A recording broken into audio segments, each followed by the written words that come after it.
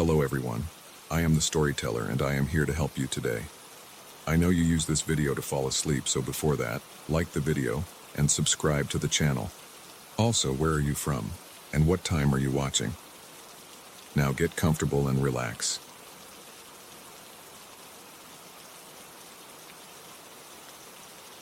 I came to this house because I wanted peace. I didn't care about its age or the fact that it stood alone at the top of a barren hill. I just wanted a place where no one would bother me. I was working on a research book about strange phenomena, and I figured this location would help me focus. It was far from any city, and the nearest neighbor was miles away. I liked that. It seemed like a simple plan. Move in, do my work, and enjoy the quiet. That was before I realized the house had its own agenda. I arrived during the late afternoon. The sky was dim, and the wind whipped around me the moment I opened my car door. The driveway was just a patch of rough dirt leading up to the front entrance. The house looked bigger than I expected. Its paint was peeling in several spots, and some of the windows seemed patched up with boards. I saw cracks in the foundation and a slanted porch railing. I felt uneasy, but I brushed it off. I told myself it was just an old place in need of repairs.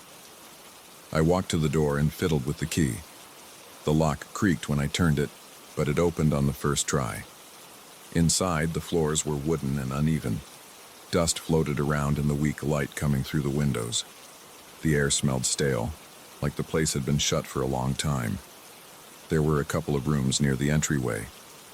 One looked like a living room, and the other was a cramped dining room with a small chandelier. I dropped my bags near a stairwell that led to the second floor. My plan was to explore and figure out how I'd set up my workspace. I had a laptop, some notes, and boxes of research materials. I also had a few personal items, but nothing fancy. The first odd thing happened that evening. I was unpacking in the living room. The power was on, but the lights flickered every now and then. I assumed it was old wiring. As I was organizing some books on a makeshift shelf, I heard a faint whisper. At first, I thought it was just the wind outside. Then I realized it was coming from the wall behind me. It didn't sound threatening.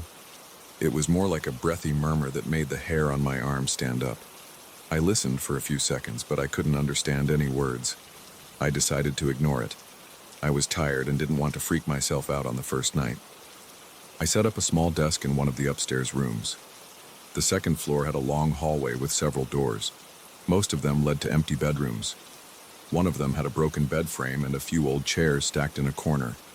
Another was completely bare except for a stained rug in the center. The room I picked was at the end of the hall. It had a large window facing the hill's slope.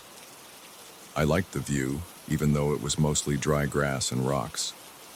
The desk fit under the window and I placed my laptop there. I planned to start writing the next day. That night I tried to sleep, but the whispers returned. This time they seemed to move from wall to wall. I heard them in the ceiling for a moment, then near the door. Occasionally I caught a word or two, but it was always too faint to be sure. I felt a chill in my chest, like my heart was pumping cold blood. My hands got clammy, and I pulled the blanket up to my neck. I kept looking around the dark room, waiting for something to pop out. Nothing did. I only saw the faint shape of the furniture whenever lightning flickered outside. It was raining lightly, and each flash of lightning lit the room for a split second. At some point, I fell asleep from exhaustion. The next morning, I woke up feeling shaky. I made some coffee in the old kitchen, though the appliances were in bad shape. The stove barely worked, and the fridge rattled when I opened it. I sipped my coffee near the window, watching the drizzle outside. I tried to shake off the unsettling feeling from the night before. I told myself it was just nerves, and my imagination playing tricks on me. After I finished breakfast, I decided to look around the house more thoroughly. I opened closets and peered into dusty corners. I wanted to see the condition of the place, figure out if I'd need repairs, and maybe find some hidden storage spaces that old houses sometimes have. That's when I found the first hidden corridor. In a room on the first floor behind a large cabinet, there was a slight gap in the wall. The cabinet was too heavy for me to move alone, so I nudged it a bit to see if it was stuck to the wall. It shifted more easily than I expected, revealing a narrow opening about 2 feet wide and maybe 6 feet high. It led into darkness. The air seeping from inside smelled damp and stale. I shone a flashlight into it and saw a hallway that extended to the left and right. The walls inside were made of rough stone, with some faded symbols painted near the entrance. I stepped in. The floor was cold concrete, and my footsteps echoed. I walked for a few yards, turning left. I saw more symbols on the walls. Some looked like circles with lines crossing them. Others were just scratches or markings that seemed random. I felt an odd pressure in my ears, like when you drive up a mountain and your ears pop. The air felt heavy. Then I heard that whisper again, this time right behind me. I spun around, pointing the flashlight back the way I came, but saw nothing. I tried to ignore the goosebumps on my arms and kept walking. After a few more steps, the corridor split into 2 paths. One turned sharply to the right, the other slanted downwards. I picked the downward path, thinking it might lead to some old cellar. As I moved along, the whispering grew louder, but still indistinct. My heart was pounding. My breaths became short. I stopped for a moment to calm down, leaning against the wall. The stone was rough and slightly wet. I felt a drop of water land on my shoulder, probably from a crack above. I looked up, but only saw more darkness. It felt like something was standing there, watching me, but I couldn't see a shape. My hands were shaking and my stomach felt tight. I told myself I was just anxious. I decided to turn around and head back to the entrance. I wasn't ready to explore that much on my first real day there. As I retraced my steps, I had the sense that someone was following me, matching my pace. I heard faint footsteps that stopped when I stopped. My skin felt like it was crawling. My heartbeat thumped in my ears. I hurried the last few yards and practically leaped out of the opening back into the room. I slid the cabinet back in place, wiped my forehead, and took a deep breath. I stood there for a minute, letting my heartbeat slow down. Later, I checked the house's blueprint that I found in a drawer in the dining room. It didn't show any corridors or extra rooms. I realized the place was much more complicated than I first thought. I felt a strange pull to go back in there, even though it scared me. I couldn't explain it, but I felt the house wanted me to find something. The thought of it made my skin crawl, but it also made me curious. Over the next few days, I stuck to my writing during the daytime. I tried to focus on my research about supernatural events. My notes covered stories of old rituals and haunted places. I felt ironic typing up reports about paranormal sightings while I was hearing whispers in my own walls. Sometimes the lights flickered so frequently that I had to turn them off and use a flashlight or candle. I called an electrician, but the phone connection was weak and I only got his voicemail. I left a message, but he never called back. I tried to ignore the bad wiring and kept writing. At night, I kept hearing voices. They seemed to come from behind my walls, sometimes from the ceiling. They never said anything clear, but I sensed they were talking about me. Occasionally, I caught what sounded like my name. I would freeze, my heart hammering in my chest, my palms sweating. Sometimes I'd break into a cold sweat if the whispering got too close. I'd hear it next to my ear, so close that I'd jerk my head around, expecting to see a face behind me. But there was never anyone there. After a week, I decided I needed to explore those hidden corridors again. I found another entrance behind a loose panel in the upstairs hallway. This one led to a narrow stairway that descended between the walls. I moved carefully, using the flashlight and trying not to brush against the cobwebs hanging from the ceiling. The steps were creaky, but they held my weight. The corridor at the bottom was cramped. I could almost touch both walls with my elbows. The floor was slightly damp. I noticed more symbols, these etched into the stone rather than painted. They looked like they were done with some sharp tool. I came across a small room with a low ceiling. There was an old table in the center, and on it, I found a few pages of faded paper covered in symbols like the ones on the walls. The edges of the paper were torn, and some parts were illegible. I could see diagrams that looked like instructions for rituals, but I couldn't decipher the text.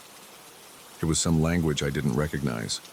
My flashlight flickered, and the shadow of the table seemed to shift like someone was standing behind it. I felt my throat tighten. My heart pounded so hard that I could hear it echo in my ears. I stepped back from the table and my foot slipped on something slick. I nearly fell, but I caught myself on the doorway. I felt the presence again, right behind me, breathing softly against my ear. A chill ran down my spine, and my muscles tensed. I spun around and aimed my flashlight at empty space. I couldn't handle the pressure.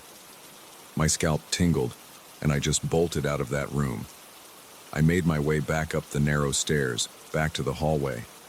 I closed the panel and pressed my hand against my chest. My heart felt like it would burst through my ribs. I stood there, panting, my forehead damp with sweat. I realized the house wasn't just a place to live. It wanted me to find those things. It wanted me to stay in those corridors and keep exploring. It wanted me to see the symbols and the inscriptions. Over the following nights, the whispering changed. It wasn't just random noises anymore. It sounded sad and urgent. I'd be half asleep, and I'd hear soft voices in the walls. They had a pleading tone, like they were asking for help. It unsettled me because it didn't feel hostile, but it felt desperate. I kept seeing flickers of movement out of the corner of my eye.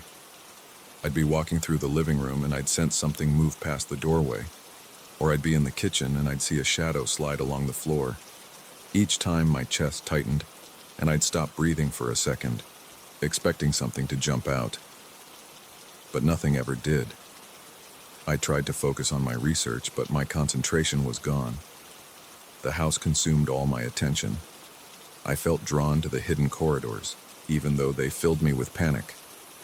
Every day I discovered new openings. One was in the dining room behind a loose board near the floor. Another was in a bedroom closet, hidden behind old sheets. They all connected to a network of passageways. Some led to cramped rooms with leftover junk. Others turned into dead ends. Others had ladders going up or down to different levels. It was like a labyrinth built inside the house. There were scribbles on the walls, some half erased, others bold and fresh.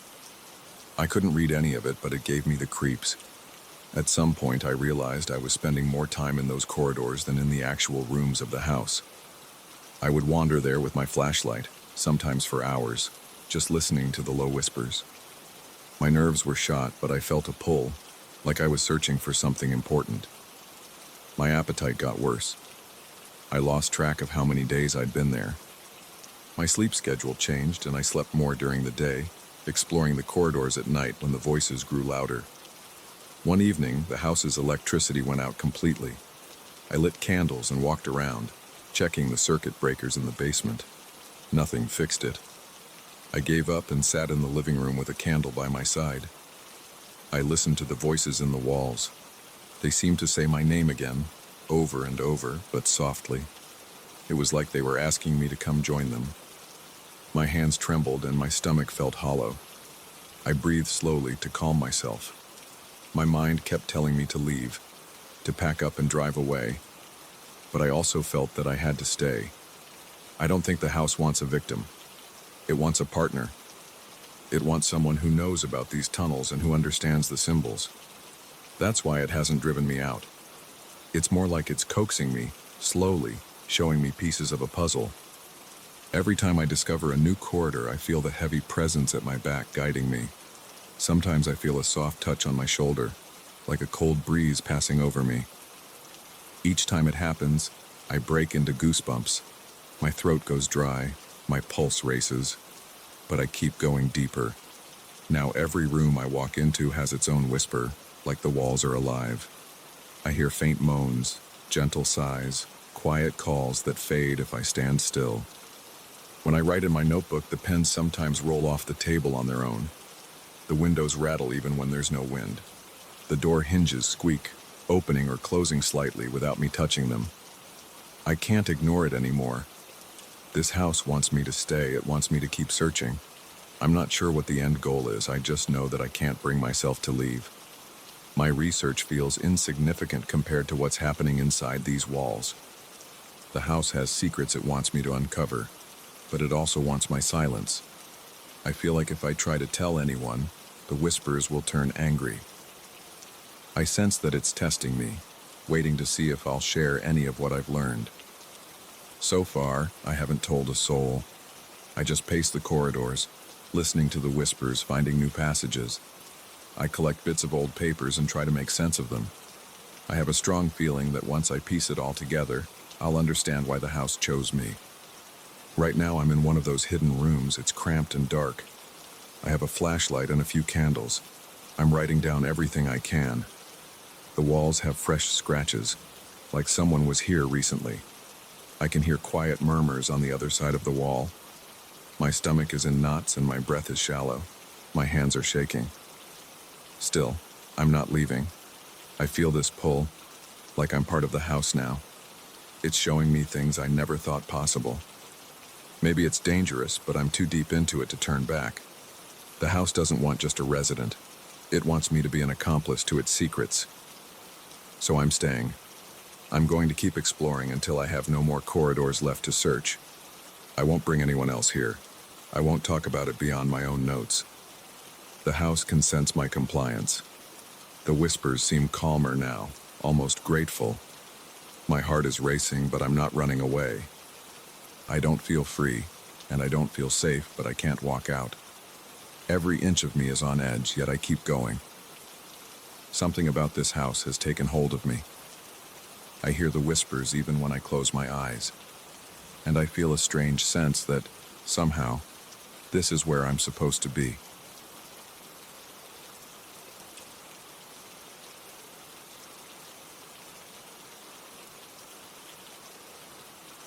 I felt something was wrong the first night I slept there. I couldn't pinpoint why, but there was this odd pressure in my chest as soon as I turned off the lights. It wasn't the usual anxiety from moving to a new place. I've changed apartments before and never felt that kind of tension. This was different and it dug under my skin. That's how everything started. I'd found this apartment after 2 weeks of intense searching. I worked downtown and got tired of long commutes. A friend told me about a place that was small but had a decent price. When I checked it out, it looked fine on the surface. It was on the 4th floor of an older building near my office. The landlord showed me around and acted casual about the water stains on the ceiling. He said it was just old plumbing. The walls were a bit dingy in certain spots, but the place was furnished, and the rent was cheap. The timing was perfect, so I signed the papers and moved in a week later. On my first afternoon there, I set up my clothes in the tiny closet. The closet door was crooked, like it had been taken off the hinges and never put back on right. The living area was cramped, with a small sofa that smelled like stale laundry. The wooden floors creaked in certain spots, especially near the kitchenette. I noticed some cracks in the walls, but I didn't think much of it. Lots of old buildings have cracks. I just shrugged it off. I figured the place needed a bit of care. That night I sat on the couch eating a microwave dinner while flipping through the channels on the small TV. I heard muffled footsteps in the corridor. It sounded like boots on the hallway floor. They were slow and deliberate. I assumed someone was walking by, maybe coming home late, but the steps didn't fade away. They stopped in front of my door, or very close to it. I put my meal aside and got up. I opened my door, thinking maybe a neighbor needed something. The hallway was empty. The other doors on my floor were closed. Lights were on, but I couldn't see anyone around. I waited for a few seconds, then stepped outside and looked both ways. Still no sign of anyone. I told myself it was probably someone from downstairs or an echo from the floor above. The building was old. Sound can travel in weird ways. The second night, the same thing happened. Footsteps, close by, then silence. I checked again. No one. I knocked on the door of the unit next to mine, but got no answer.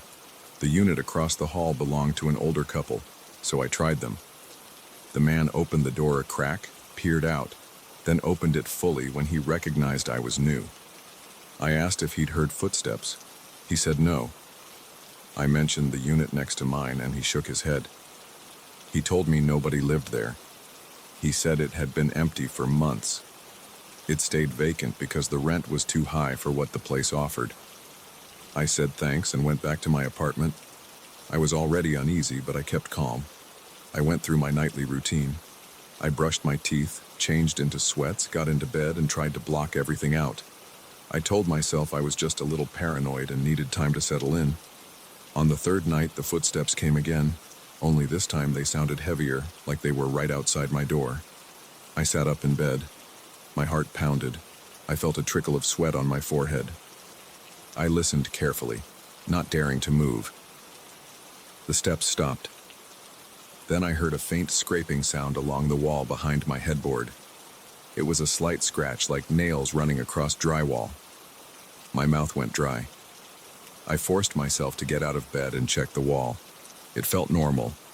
No vibrations, no weird texture, just an old painted surface.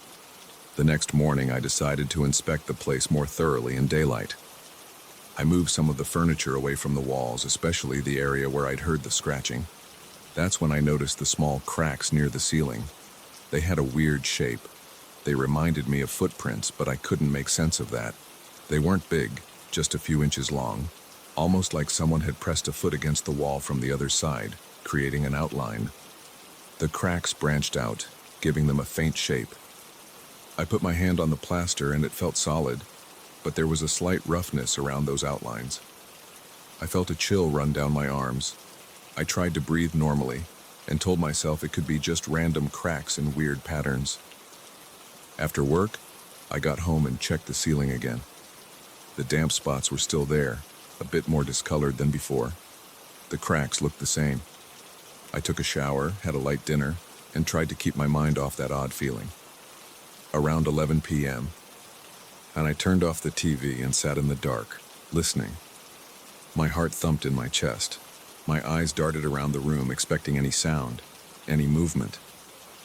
Then I heard those footsteps in the hallway again, except this time they stopped further away. After a few seconds, I heard a soft scraping noise in the corner of the living room, near the baseboard. It sounded like something pushing or rubbing against the wall. My chest got tight, and I tiptoed toward the sound. I pressed my ear to the wall, but it stopped. When I backed away, I thought I saw a slight movement in one of the cracks. It was almost imperceptible, like a twitch. The next day, I ran into the neighbor across the hall. I asked if she'd heard anything strange at night. She looked at me with sympathy and said no, not really. Maybe some building creaks because of the pipes. She said I might be hearing the elevator cables or something along those lines. I thanked her and went to work. All day I was distracted, checking my phone during breaks, looking up old building issues, water damage, or explanations for unusual sounds.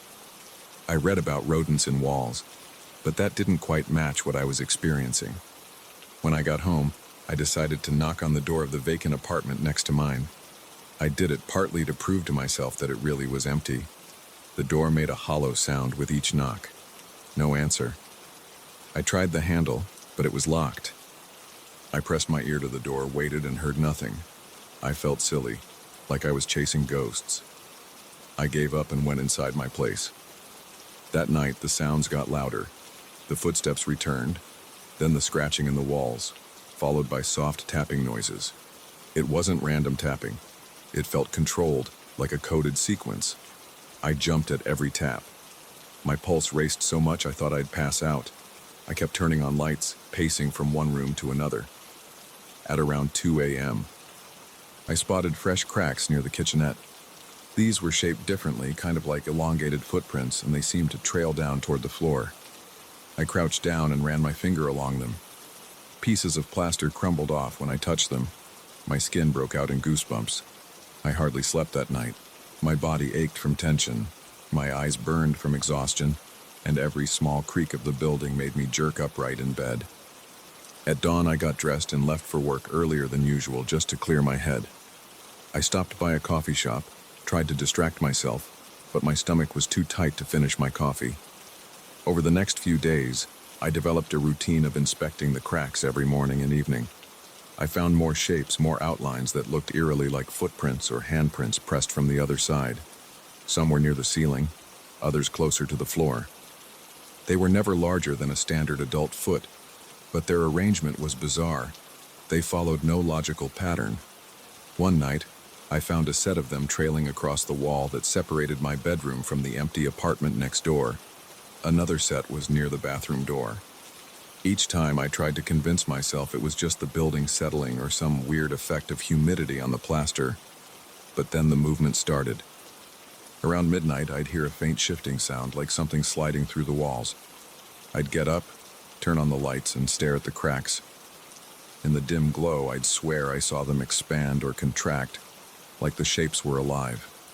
My arms would shake, and I'd feel this rush of adrenaline. I kept telling myself I was imagining it, that my tired mind was playing tricks. But each morning, I found fresh flakes of paint on the floor, like the cracks had grown overnight. One evening, I was so freaked out that I decided to talk to the landlord. I called him and asked if there was any history of structural problems. He brushed me off, said all old buildings have minor cracks. I tried to explain they looked like footprints, but he cut me short and said it was probably just the shape of the chipped plaster. I asked if someone ever lived next door recently, and he claimed it had been empty for a while. He sounded impatient, like he didn't want to keep discussing it. I got frustrated and hung up, feeling dismissed. That same night, I heard a new sound around 3 a.m. It was a series of gentle knocks, almost rhythmic. They came from the wall between my bedroom and the vacant unit. The knocking would pause, then repeat. I tried to calm my breathing and focus. My thoughts ran wild. I wondered if a squatter had somehow gotten into the neighboring unit. But I remembered the locked door and how the neighbor across the hall insisted nobody lived there. After a few minutes, the knocking stopped. I felt sweat trickling down my back. I grabbed a flashlight, walked into the hallway, and stared at the wall. I aimed the flashlight beam at the cracks. The footprints seemed to shimmer in the light, not literally glowing, but the shadows they cast made them look raised. I reached out, touched one outline, and felt it vibrate under my palm like a faint tremor. I jerked my hand away. My heart felt like it was going to burst out of my chest. I just stood there, breathing fast, trying to decide if I should leave the apartment immediately. But I didn't leave. I told myself it was late and I didn't have anywhere else to go right then. So I went back to bed and lay awake, eyes fixed on the ceiling, body rigid with fear. I could hear every small sound, every distant thump. At times, I caught a faint scratching or a muffled shuffle. I wondered what would happen if I poked a hole in the wall, or if I tried to talk to whatever was inside. The idea made my skin crawl. Days passed. My routine became a cycle of sleepless nights, frantic mornings, and long hours at work where I struggled to concentrate. My coworkers noticed I was jumpy. I made up excuses about not sleeping well. They asked if I was sick. I just shook my head and changed the subject. One Saturday, I decided to stay up all night and watch the walls. I turned off all the lights and lit a single lamp in the living room. I sat in a chair facing the wall where I'd seen the cracks move the most. I had a flashlight ready, along with my phone camera. I was determined to catch something, some proof that I wasn't losing my mind. Around midnight, the familiar footsteps echoed in the corridor. They paused by my door, then moved on. I heard the shuffle of something inside the wall. My body tensed and I gripped the flashlight so hard my knuckles turned white. For a while I heard only the hum of my fridge and the distant sound of cars passing outside. Then came the gentle taps, 3 or 4 at a time, always from the wall. I held my breath and pointed the flashlight. The cracks looked like they were shifting. I blinked hard, unsure if it was my imagination. But then I saw the plaster flake off in a small spot near the largest footprint. It fell to the floor in a tiny puff of dust. I got up slowly and moved closer. The outline of that footprint pulsed outward, pushing the wall forward maybe half an inch, then retracting. It was like something was pressing from inside. I felt a wave of dizziness. My mind raced with panic, but I stayed there, watching. The tapping continued in small bursts, like some code. Each knock vibrated through the plaster. I was too scared to touch it this time. I just stood there, heart pounding, sweat dripping down my temples. After a few minutes, it stopped. The footprint sank back into place, and the cracks went still. I backed away, not blinking, afraid any quick movement would trigger it again. I managed to grab my phone and switch to the camera, but by the time I aimed it, everything was normal. The cracks looked harmless, just random lines in old paint. The next morning I considered moving out. My chest felt like it had a constant knot in it. My appetite was gone. I kept replaying that moment in my mind, the way the wall pushed out, as if a foot or a hand was trying to poke through. I walked around the apartment looking for more clues. I found more flakes of paint on the floor by the windows, near the corners, and by the bathroom door. Small cracks were everywhere now, not just in one spot. They formed patterns that resembled footsteps, sometimes overlapping, sometimes scattered. I ended up calling a friend, the same one who told me about the apartment. I asked if he could come over and check something out. He sounded busy, said he might come by next week. I didn't press him for details because I wasn't sure how to explain any of this without sounding unhinged. I just told him it was urgent. He promised to make time soon. In the following nights, the presence in the walls became more active. Soft scratches, occasional taps, and those echoing steps in the corridor outside. I noticed that the entity, or whatever it was, didn't seem to threaten me directly. It never tried to harm me or break through the wall in a violent way. It felt more like it was watching, waiting. I'd sense it when I was half asleep, that feeling of eyes on me, though I couldn't see anything. My body would go rigid, and I'd hear that faint knock or scratch, as if to remind me it was still there. I started sleeping with the lights on in the living room, leaving my bedroom door open so I could see down the hall. That gave me a small measure of comfort. I placed my phone next to me in bed, ready to call someone if the knocking got too intense. But each night ended the same way. Me lying awake for hours, heart pounding until exhaustion took over and I passed out for a few hours at dawn. One night, I caught myself talking out loud to the walls. I whispered that I wasn't a threat, that I just wanted peace. I felt silly, but it calmed me for a moment. I guess I was trying to keep whatever was there from getting more aggressive. Nothing answered me, just silence. Then a single gentle knock on the wall next to my bed. My breath caught in my throat. I stayed still, not saying another word. The knock didn't repeat. I keep telling myself I should leave, but I'm not sure if running away will solve anything. Part of me wants to know what it is, why it's here, and what it wants. Another part of me is terrified of the idea that it might follow me. These last few days I haven't heard as many footsteps in the hallway, but the cracks have multiplied. Sometimes I see them twitch, sometimes I see flakes fall. The entity hasn't tried to come through fully, yet I feel its presence more strongly every night. I'm on edge 24/7 now. My phone is in my hand all the time, ready to dial for help if things escalate. But I haven't dialed yet. I'm not sure how to explain this to anyone else. There's something in my walls that leaves footprints in the plaster. They'd think I was out of my mind or on something. I still can't believe it myself, and I'm living in the middle of it. Now, as I'm telling this story, I'm sitting on my couch, staring at the walls. The lights are on, and it's past midnight. My heart is pounding, and the skin on my neck is prickling. I can hear soft taps again, but they're faint. It's letting me know it's there, that it's watching. I have no idea how this will end. I just know that I'm not alone in here. Something else is inside the walls, and it's waiting. That's where I'm at right now. Living with an entity that doesn't speak but makes itself known in scratches and knocks, just beyond my reach, hidden on the other side of this old plaster. And every night I wait, tense and sweating, for it to reveal itself.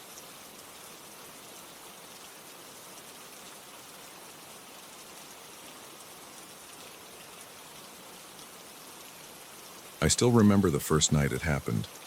I was lying awake in bed, staring at the ceiling, my mind wandering around every possible worry. My eyes felt dry, and the house was silent except for a faint breeze outside.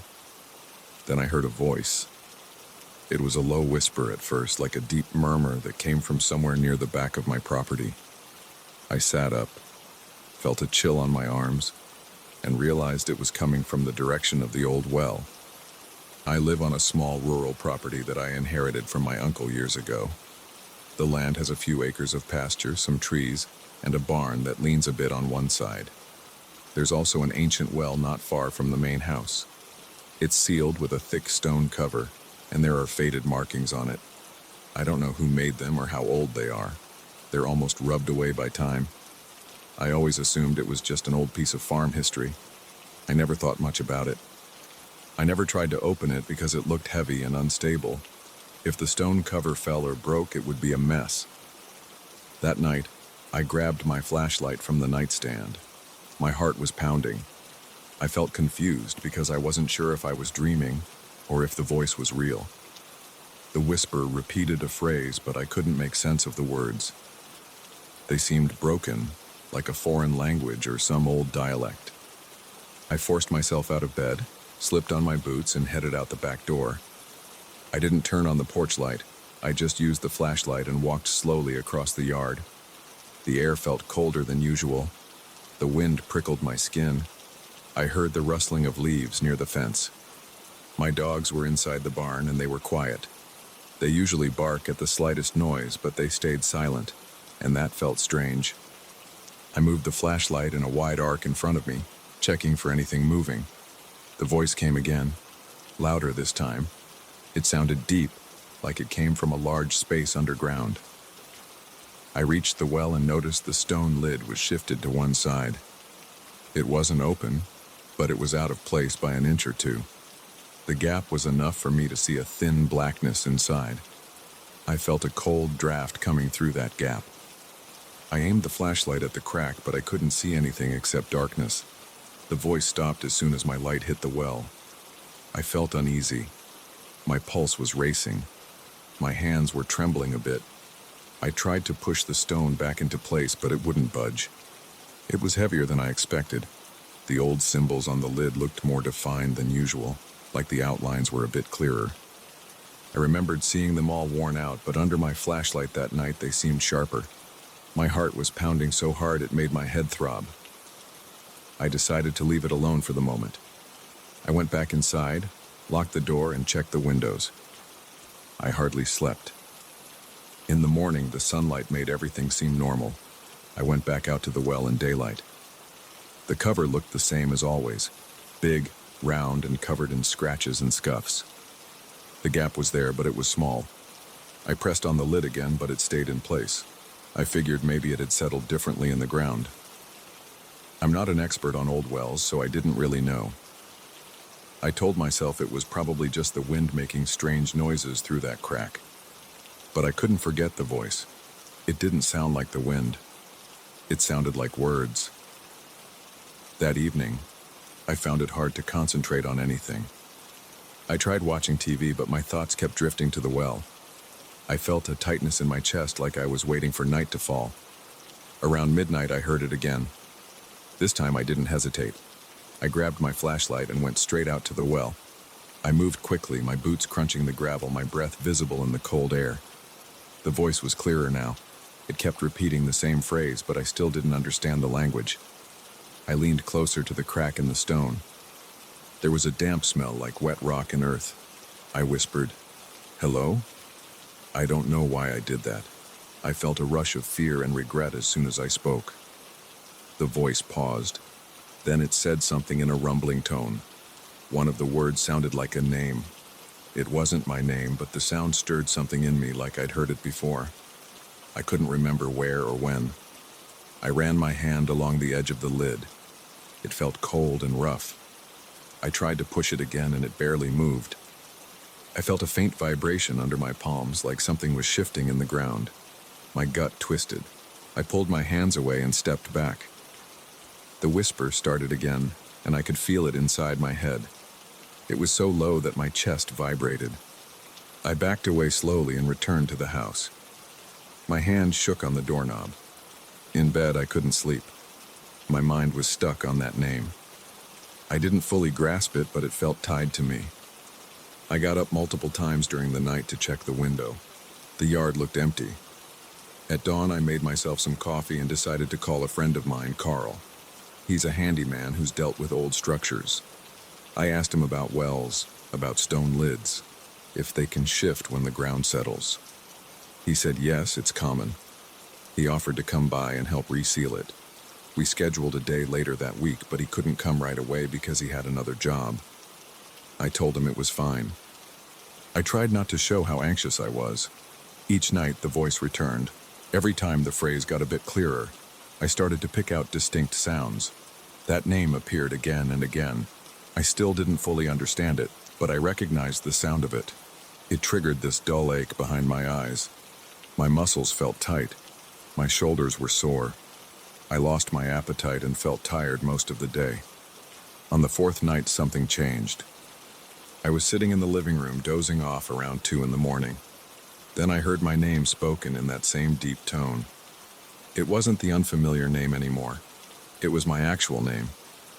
The voice spoke it slowly, like it was testing the way it sounded. My heart jumped. I shot up from the couch and almost dropped the flashlight. I went outside, trembling with each step. The night was still, and the well area was darker than usual because the moon was behind clouds. My flashlight beam shook in front of me. When I got near the well, I saw that the stone lid was shifted more than before. There was a bigger gap, maybe half a foot wide. Inside, it was black and silent. I heard water dripping. Then that low voice said my name again. My mouth felt dry. My throat felt constricted. I stepped closer and aimed the flashlight into the gap, but I couldn't see anything except the inner wall of the well. The stones were damp and there was a layer of green algae on them. Something moved in the darkness, but I couldn't tell what it was. My flashlight didn't reach that far. I felt a cold wind blow up from the well. It made my skin crawl. I wanted to run back to the house, but I couldn't turn away. It was like something drew me closer. I forced myself to stop at the edge. I said, "What do you want?" My voice sounded weak. I felt silly, like I was talking to a hole in the ground. There was a long pause. Then the voice spoke again. It said a series of words I didn't recognize. They were guttural and sharp. I heard my name at the end of the sentence. My pulse hammered in my ears. I smelled a faint odor of something damp and rotting, like vegetation that's been sitting in water too long. I backed up and bumped into a pile of old timber that was stacked near the well. It toppled over with a loud crash. In the silence that followed, the voice stopped. I walked backward until I reached my house. I locked every door. My hands were sweaty. My shirt stuck to my back. I sat on the floor by the window, clutching the flashlight, and stared out into the yard. I listened for more sounds. There were none. I felt alone and uneasy. Over the next few days, I tried to keep busy. I mowed part of the yard, even though it was a bit muddy from recent rain. I repaired a broken gate hinge. I avoided going near the well during the day. I felt an odd pull to check if the lid had shifted more, but I also feared it. Each time I let my mind wander, I pictured the gap growing wider. At night, I heard the voice again. It was stronger now. It repeated that strange name, and then it would say my name. It felt like a command. My chest felt tight whenever I heard it. My breathing got shallow. Sometimes my vision blurred for a second. It was hard to think straight. On the 6th night, I went out there with a crowbar and a hammer. I wanted to shift the lid back to its original place. I thought if I sealed it completely, maybe the voice would stop. I wore gloves and used a headlamp so I could keep my hands free. As soon as I got close, I heard water splashing down in the well. It sounded like movement, not just dripping. My stomach churned. I slid the crowbar under the edge of the stone and tried to lift it. The stone barely moved. I put all my weight into it, grunting and straining. The stone rose about an inch, then slipped back into the same spot with a heavy thud. I felt a sudden rush of cold air pour out of the gap. It felt like a blast from a freezer. My headlamp flickered. I heard the voice chanting something. My ears started ringing and I lost my grip on the crowbar. My heart felt like it was in my throat. I picked up my tools and stepped back. I saw a faint glow in the gap, but it could have been a reflection from my headlamp. I couldn't tell. I felt disoriented and dizzy. I fell on one knee, breathing hard. The chanting continued, and I realized it was repeating the same sequence of words. Some of them sounded like my name. Some sounded like that other name. My arms tingled, and I felt goosebumps spreading across my entire body. I forced myself to stand. I grabbed the hammer and swung it down on the stone lid, hoping to scare whatever was in there. The metal clanged against the stone, sending vibrations through my arms.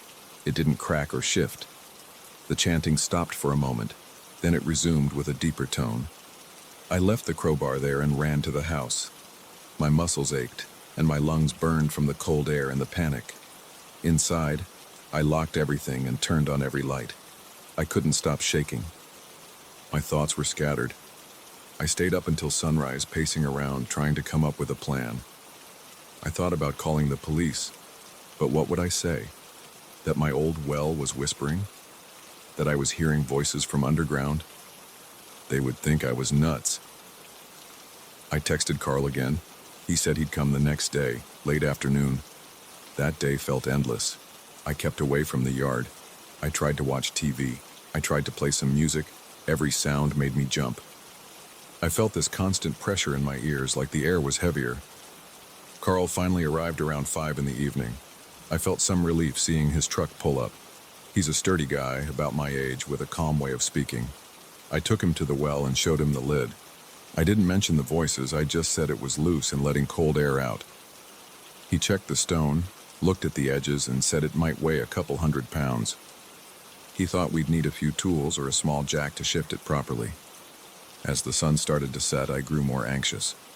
I wanted to seal it before dark. We used a metal pole and a big jack that Carl keeps in his truck. We slipped the pole under the lid, jammed the jack in, and started pumping. The lid lifted.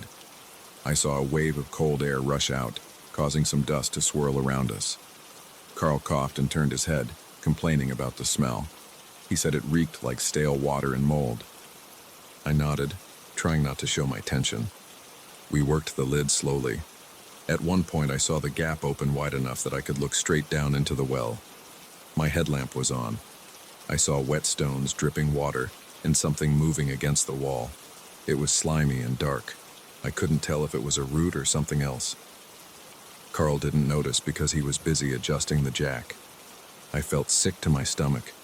My mouth went dry. The voice was silent, but I sensed a presence. We managed to position the lid so it covered the well more securely. Carl suggested pouring some concrete around the edges, but it was getting dark. He said we should finish tomorrow. We left the stone resting tightly, with less of a gap. He drove off, and I felt a bit of relief, hoping maybe this would stop the voices. Now it's past midnight. I'm writing this because I can't sleep. The house is quiet, but I'm on edge. My ears are tuned to every small sound. The lid is heavier on the well now, but I keep expecting to hear that whisper. My skin is clammy. I feel a tingling in my spine. I'm afraid that voice might come again, calling my name or that other name that I don't recognize but feel connected to. It's like a string is tied between me and whatever's down there. I don't know what it wants, but I feel it wants me to open that well. It wants out. I don't have a plan if this continues. I don't know if sealing it with concrete will work. Part of me wants to leave the property, but this is my home, and I don't want to abandon it. Another part of me wants to investigate more, but the thought makes me break out in a cold sweat. I keep thinking about the symbols on that stone cover. They looked sharper that first night, like they held some meaning. Now they seem faded again, as if they never changed. I wonder if my eyes were playing tricks on me. I just heard a creak outside. It might be the wind in the trees. I'm holding my breath, listening. My hands are shaking again. This is my life now. Every night I wait for that deep voice to speak. I feel it gaining some kind of hold on me. Each time I hear it, my heart pounds so hard it hurts. My mind goes blank, and all I can sense is this strange force pulling me toward the well. I'll try to fight it. I don't know how strong I am against whatever it is, but I have to try. If it calls me again tonight, I'll cover my ears, lock my doors, and hope the stone stays in place. I'm not sure if that will be enough.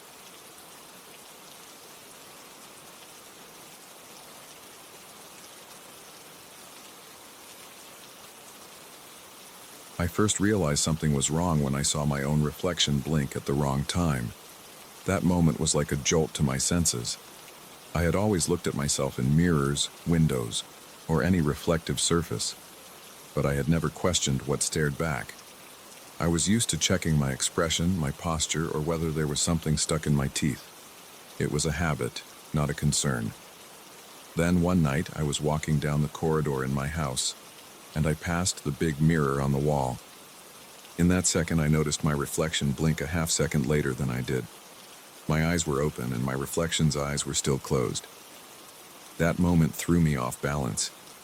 I even stumbled forward, gripping the edge of a small table to steady myself. I told myself it had to be a trick of the light. But it kept happening. And soon, there were more disturbing details than just a delayed blink. I live in a small house in a quiet neighborhood. It's a one-story building with 3 bedrooms, one of which I use as a home office. The corridor that leads to the bedrooms has a large mirror on the left wall. The floor is hardwood, and the ceiling lights are warm and dim. During the day, sunlight spills in through the windows at the end of the corridor, reflecting off that mirror and brightening the space. At night, though, the corridor feels cramped and a bit claustrophobic, especially when that warm, dim light casts shadows on every surface. I used to walk by that mirror without a single thought. I'd glance at it, maybe adjust my hair, and then go to bed. But after that first late-night incident with the delayed blink, I started paying attention. The next night, around midnight, I went to the kitchen for a glass of water. On my way back, I paused in front of the mirror to see if it would happen again. I kept my gaze on my reflection's eyes. I blinked once on purpose. My reflection blinked, but there was a moment of lag. The timing was off by just a fraction. I felt my stomach tighten. I leaned in closer, trying to examine my own face. Everything else looked the same. My nose, my lips, my short hair, even the faint lines on my forehead. Except for the slight delay when I blinked. It was enough to make my heart speed up. I decided to test it further. I raised my right arm.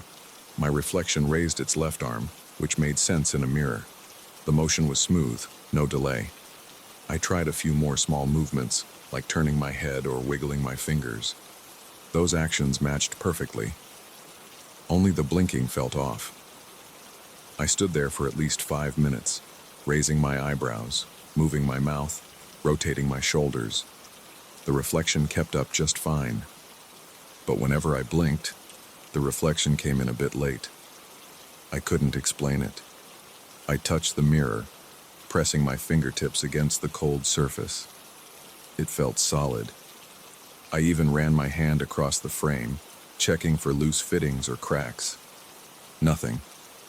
I turned away and walked to my bedroom, trying to push the incident out of my mind.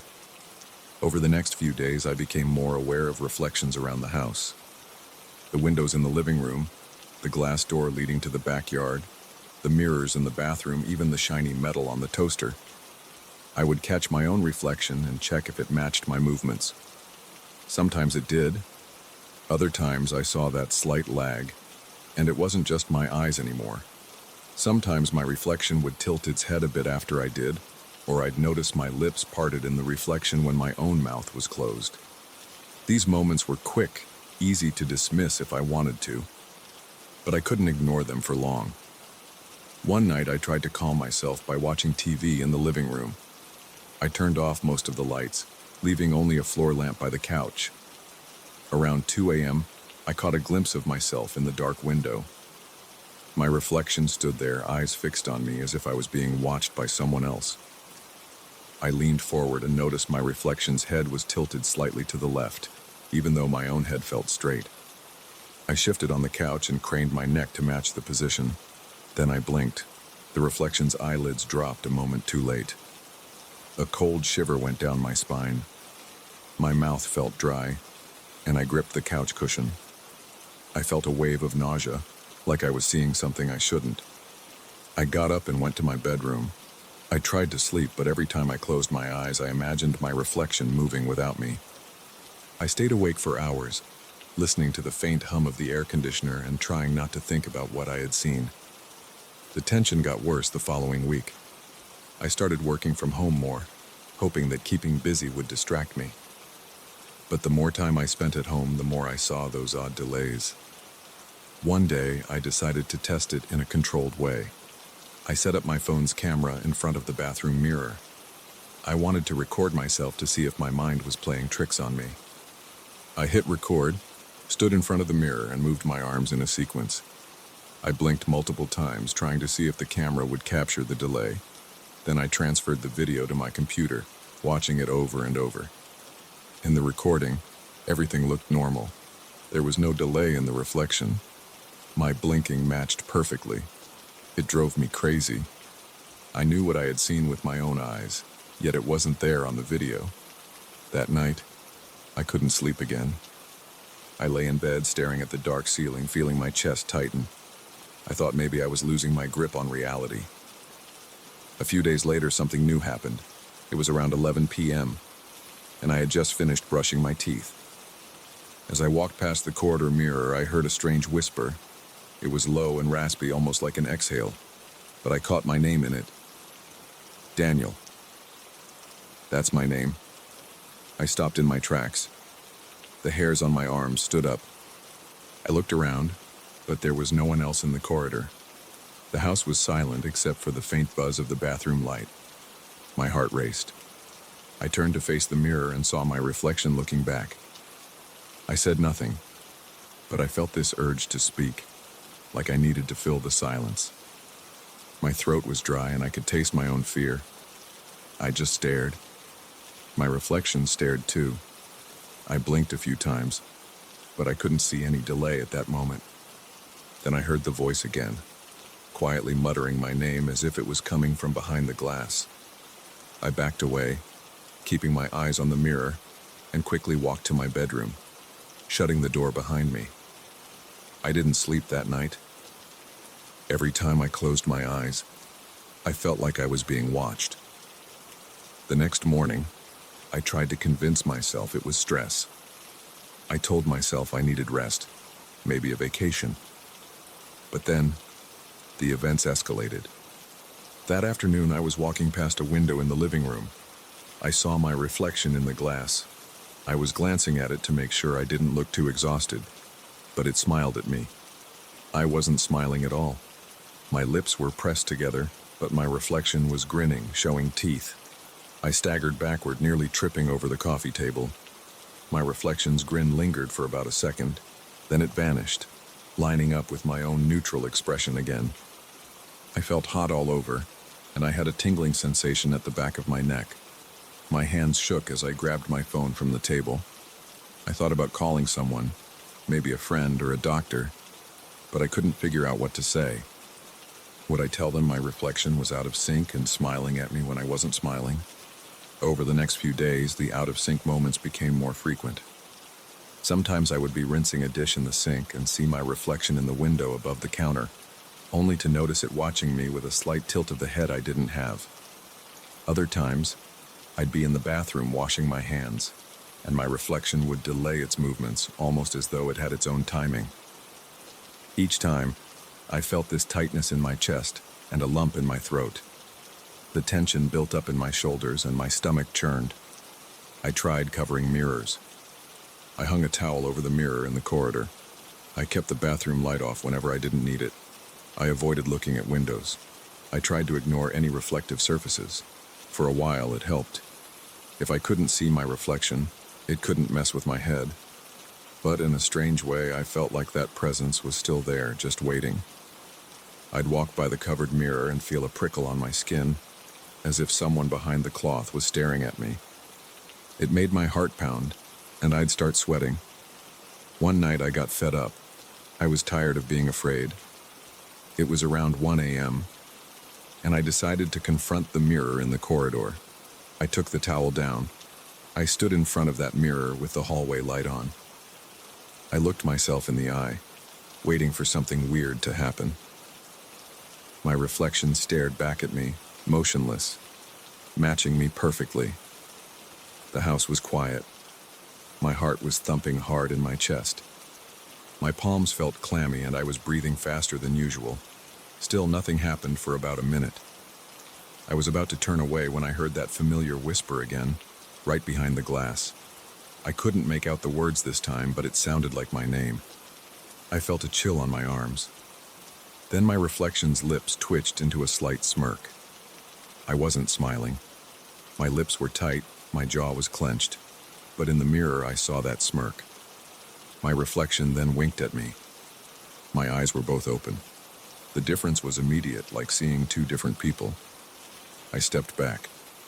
My reflection seemed to follow my move in real time, but it kept that smirk. I felt my mouth go dry. My legs felt weak. I spoke, my voice shaky. "Who are you?" I said. The reflection mouthed something, but I didn't hear any sound.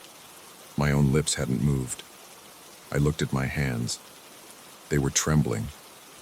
I could feel my heart hammering against my ribs, and the back of my neck was damp with sweat. I wanted to look away, but I forced myself to keep eye contact with that thing in the mirror. I demanded again, "Who are you?"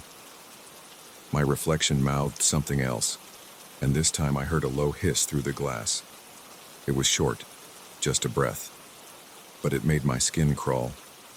Then, the reflection's expression snapped back to neutral, lining up with mine as though nothing had happened.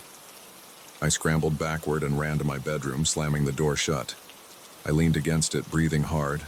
I could feel my pulse in my temples. I stood there for a minute, trying to steady myself. My hands were shaking so much it was hard to keep them still. Finally, I locked the bedroom door and closed the curtains. I didn't want to see my reflection anywhere. I stayed up all night, sitting on the edge of the bed, listening for any strange sounds. I didn't hear anything else, but I felt this heavy presence in the house, like I wasn't alone. In the morning, I packed a bag and left. I went to stay at a friend's place across town. I avoided mirrors and reflective surfaces as much as I could. But even at my friend's apartment, I'd catch my reflection in the bathroom mirror sometimes. I'd see it blink or move normally, and I'd think I was safe.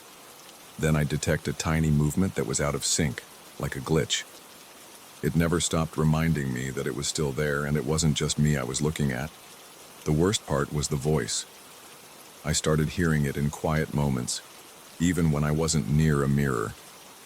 A low, rough whisper calling my name, making my chest tighten. I'd feel a chill on my arms. Sometimes I'd even jump, thinking someone was behind me. But I'd turn around and find nothing. I don't know what it wants or why it singled me out.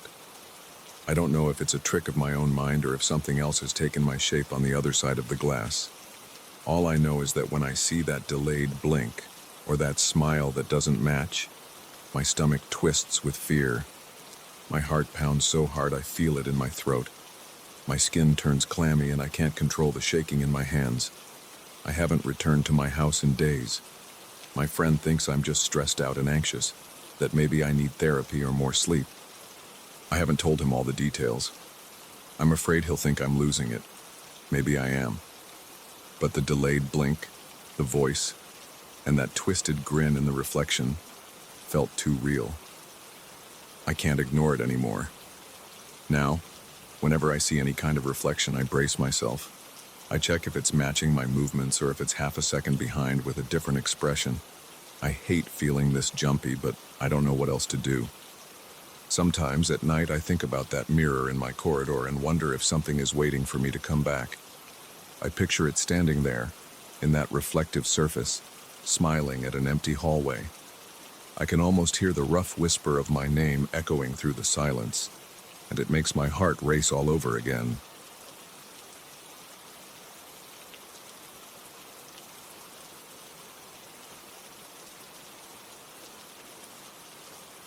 The moment I stepped off the train, I felt a jolt in my chest.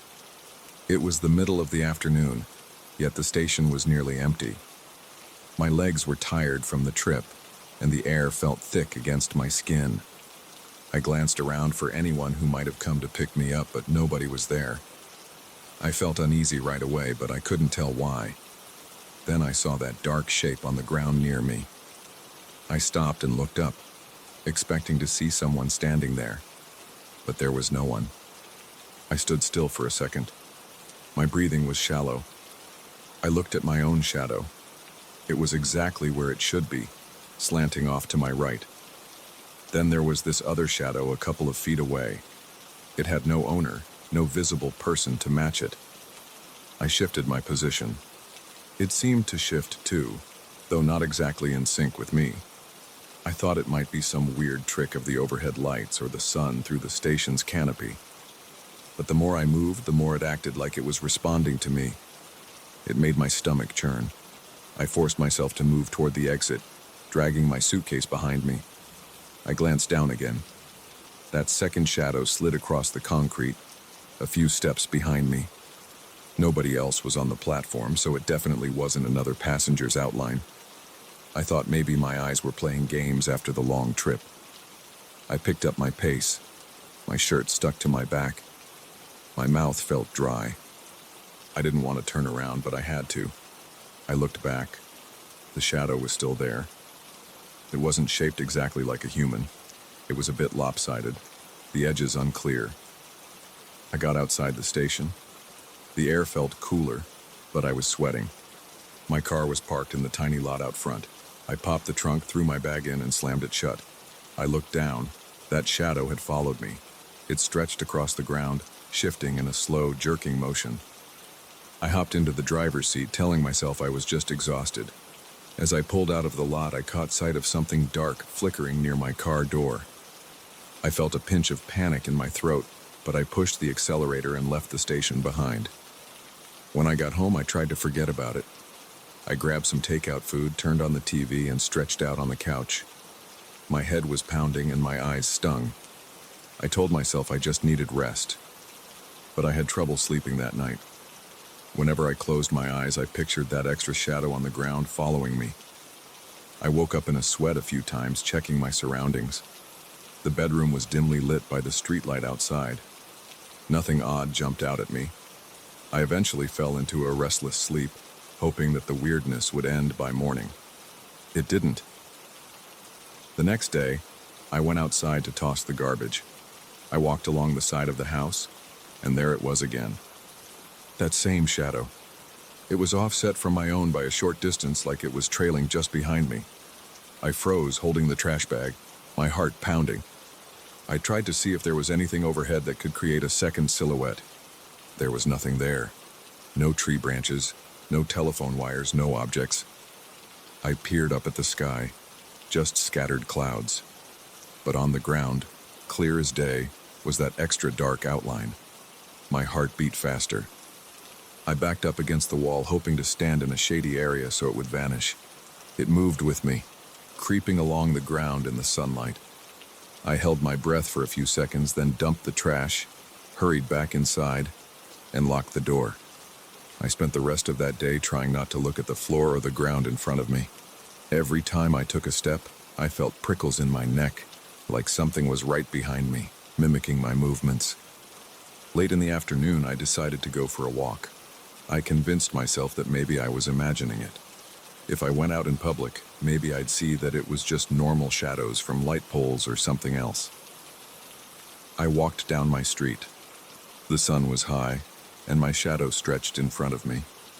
But there was that extra patch of darkness, a little crooked, following on the sidewalk.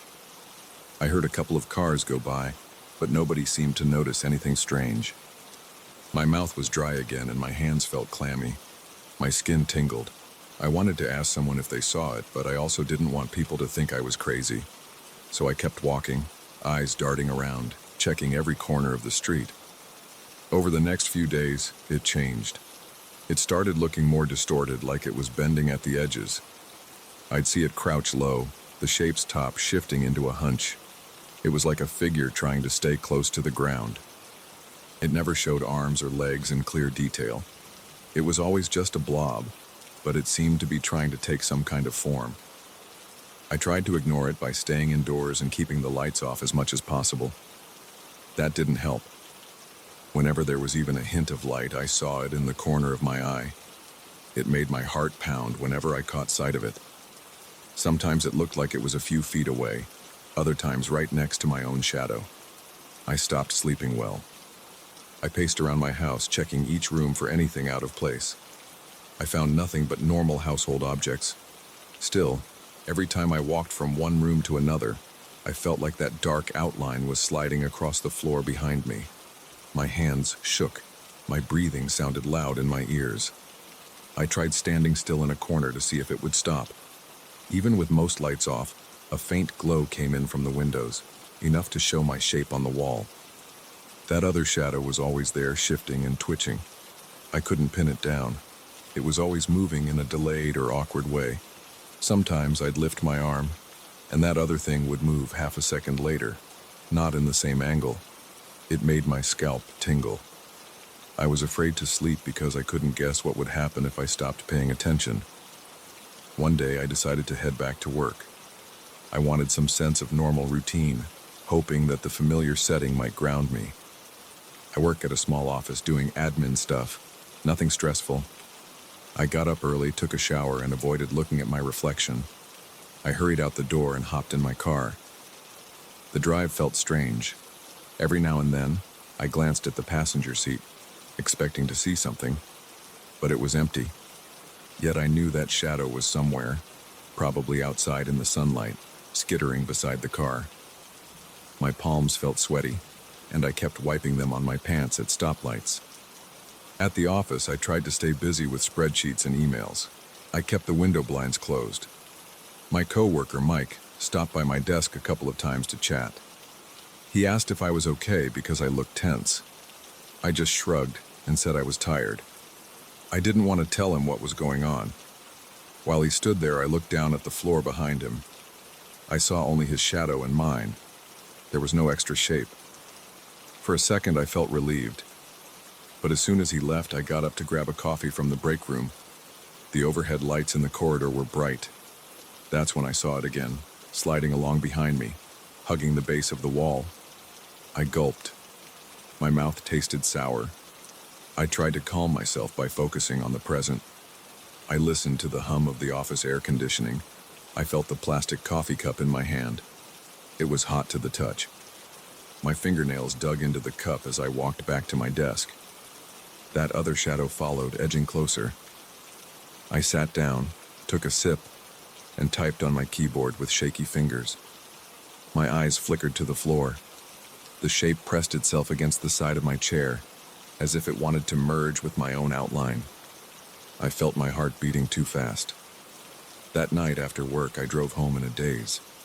I parked in my driveway, stepped out, and immediately looked down. The street lamp was on, shining onto the sidewalk. My shadow was clear, but the second one was there too, crouching lower than ever, like it was halfway collapsed. My knees felt weak. I hurried inside. I locked the door and stood in my living room, breathing hard. My chest felt tight. I flicked on the overhead light. I saw my shadow on the carpet. Then I saw that other blotch near the wall. It was smaller in the soft light, but it was definitely there, quivering a bit at the edges. I decided I had to do something drastic. I turned off every light inside, grabbed a flashlight, and went down to the basement. It's not a pleasant space, just concrete walls and a bare floor. I thought maybe if I stayed in total darkness, the shadow would disappear or detach. I switched off the flashlight and sat against the wall in pitch black. I heard the furnace hum and felt the cold floor against my legs. My heart pounded so loud that my ears felt plugged. After a few minutes in the dark, I switched the flashlight back on. I pointed it at the floor. I saw my shadow, and I saw that other thing. It looked like it had expanded to fill part of the empty space on the floor, its shape indefinite. I dropped the flashlight and scrambled up the stairs. My legs were shaking. I slammed the basement door shut behind me, though I knew a door wouldn't stop something with no real form. The tension kept building. Over the next few days, I tried everything I could think of. I avoided bright lights. I tried standing in corners. I stood behind furniture. The shadow never vanished. It just shrank or shifted. Sometimes when I looked down, it appeared to crawl along, a few feet away. Other times it lined up right next to mine. It was draining. I couldn't eat much. I felt my stomach tighten at every meal. I lost weight. My jeans got loose around my waist. One afternoon, I opened all the curtains in my living room. I stood in the middle of the sunlight, staring at the two dark shapes on the floor, mine and the other one. I spoke out loud, telling it to go away, though I didn't expect any response. I heard my own voice echo in the empty room. I felt sweat trickle down my back. The second shadow twitched like it was rippling. I froze in place. I realized I was more terrified of it fusing with my own shadow than I was of it just being there. The idea of it merging with me made my blood run cold. I tried going back to that station, thinking maybe I could leave it where I found it. I parked my car at the exact spot. The platform was nearly empty again, just a couple of people waiting for the next train. I got out, walked around, and tried to see if it would detach. It stayed with me. I stood close to the tracks, feeling the rumble of an approaching train under my feet. My clothes rustled in the breeze as the train whooshed by. I looked down and the shadow jerked along the platform next to me. After the train passed, I stayed there alone. I waited half an hour, pacing, trying different angles in the station's light. It never left. Eventually, I gave up and went back to my car, cursing under my breath. Later that night, as I sat on my couch, I realized I was exhausted from this constant vigilance. My eyes burned from lack of sleep and my nerves felt frayed. I tried to watch television, but the flickering light on the wall kept drawing my attention to that shape. It stretched and shrank in the changing glow from the screen. My spine tensed up. I turned the TV off and sat there in silence. I felt my heart thudding in my chest. My limbs were stiff. I don't know how this ends. I don't have a neat solution. All I know is that this thing is here, and it's not going away on its own. I feel it watching me when I stand still. I feel it moving when I move. It tries to match my gestures, but it's clumsy and delayed. Sometimes, when I least expect it, I catch a glimpse of it trying to overlap with my own shadow, like it wants to lock on and become a single shape. That's when my skin crawls the most. I've stopped inviting people over because I can't explain what's going on, and I'm not sure if they'd even see it the way I do. Every day I struggle with the idea that maybe I'm losing my mind, but I can't shake the feeling that there's an actual presence here. It's not just a flicker of light. It's not my imagination. It moves with an intent I can't figure out. It doesn't act like a normal shadow. It contorts and shifts. It's always watching, and I'm tired of feeling cornered in my own house. Right now, I'm sitting at my kitchen table, writing this all down. I can see the faint outline of that thing on the floor next to me. It's crouched low, edges trembling. My stomach is in knots and my breath is coming in short bursts. I don't know if I can handle this much longer, but I also don't know who to call or where to go. I'm afraid if I leave, it'll follow me wherever I run. Or worse, it'll attach to me in a way I can't escape. I'm going to try to sleep now. I've closed all my blinds. I've turned off most lights. The living room lamp is the only one on and it's dim. The shadows in here are soft and vague, but I can still make out my own shape on the carpet and the second one close by. It's never gone for good. It's just waiting for the right moment. My heart pounds just thinking about it. My fingers are shaking while I finish these last sentences. I hear the quiet hum of the fridge. There's a faint buzz from the lamp. That's all I can hear. I'm alone in here, but I don't feel alone. That's the worst part. I have no big conclusion. I only know that something's with me. It's not disappearing, and I can't force it to leave. If I have to keep going, I'll do it one day at a time, watching my feet, trying to avoid letting that shape overlap mine completely. If I ever figure out how to separate from it, I will. But until then, every step I take reminds me I'm not the only one in my own shadow. And that realization makes my chest tighten every time I walk across the room, afraid of what might happen if I let my guard down.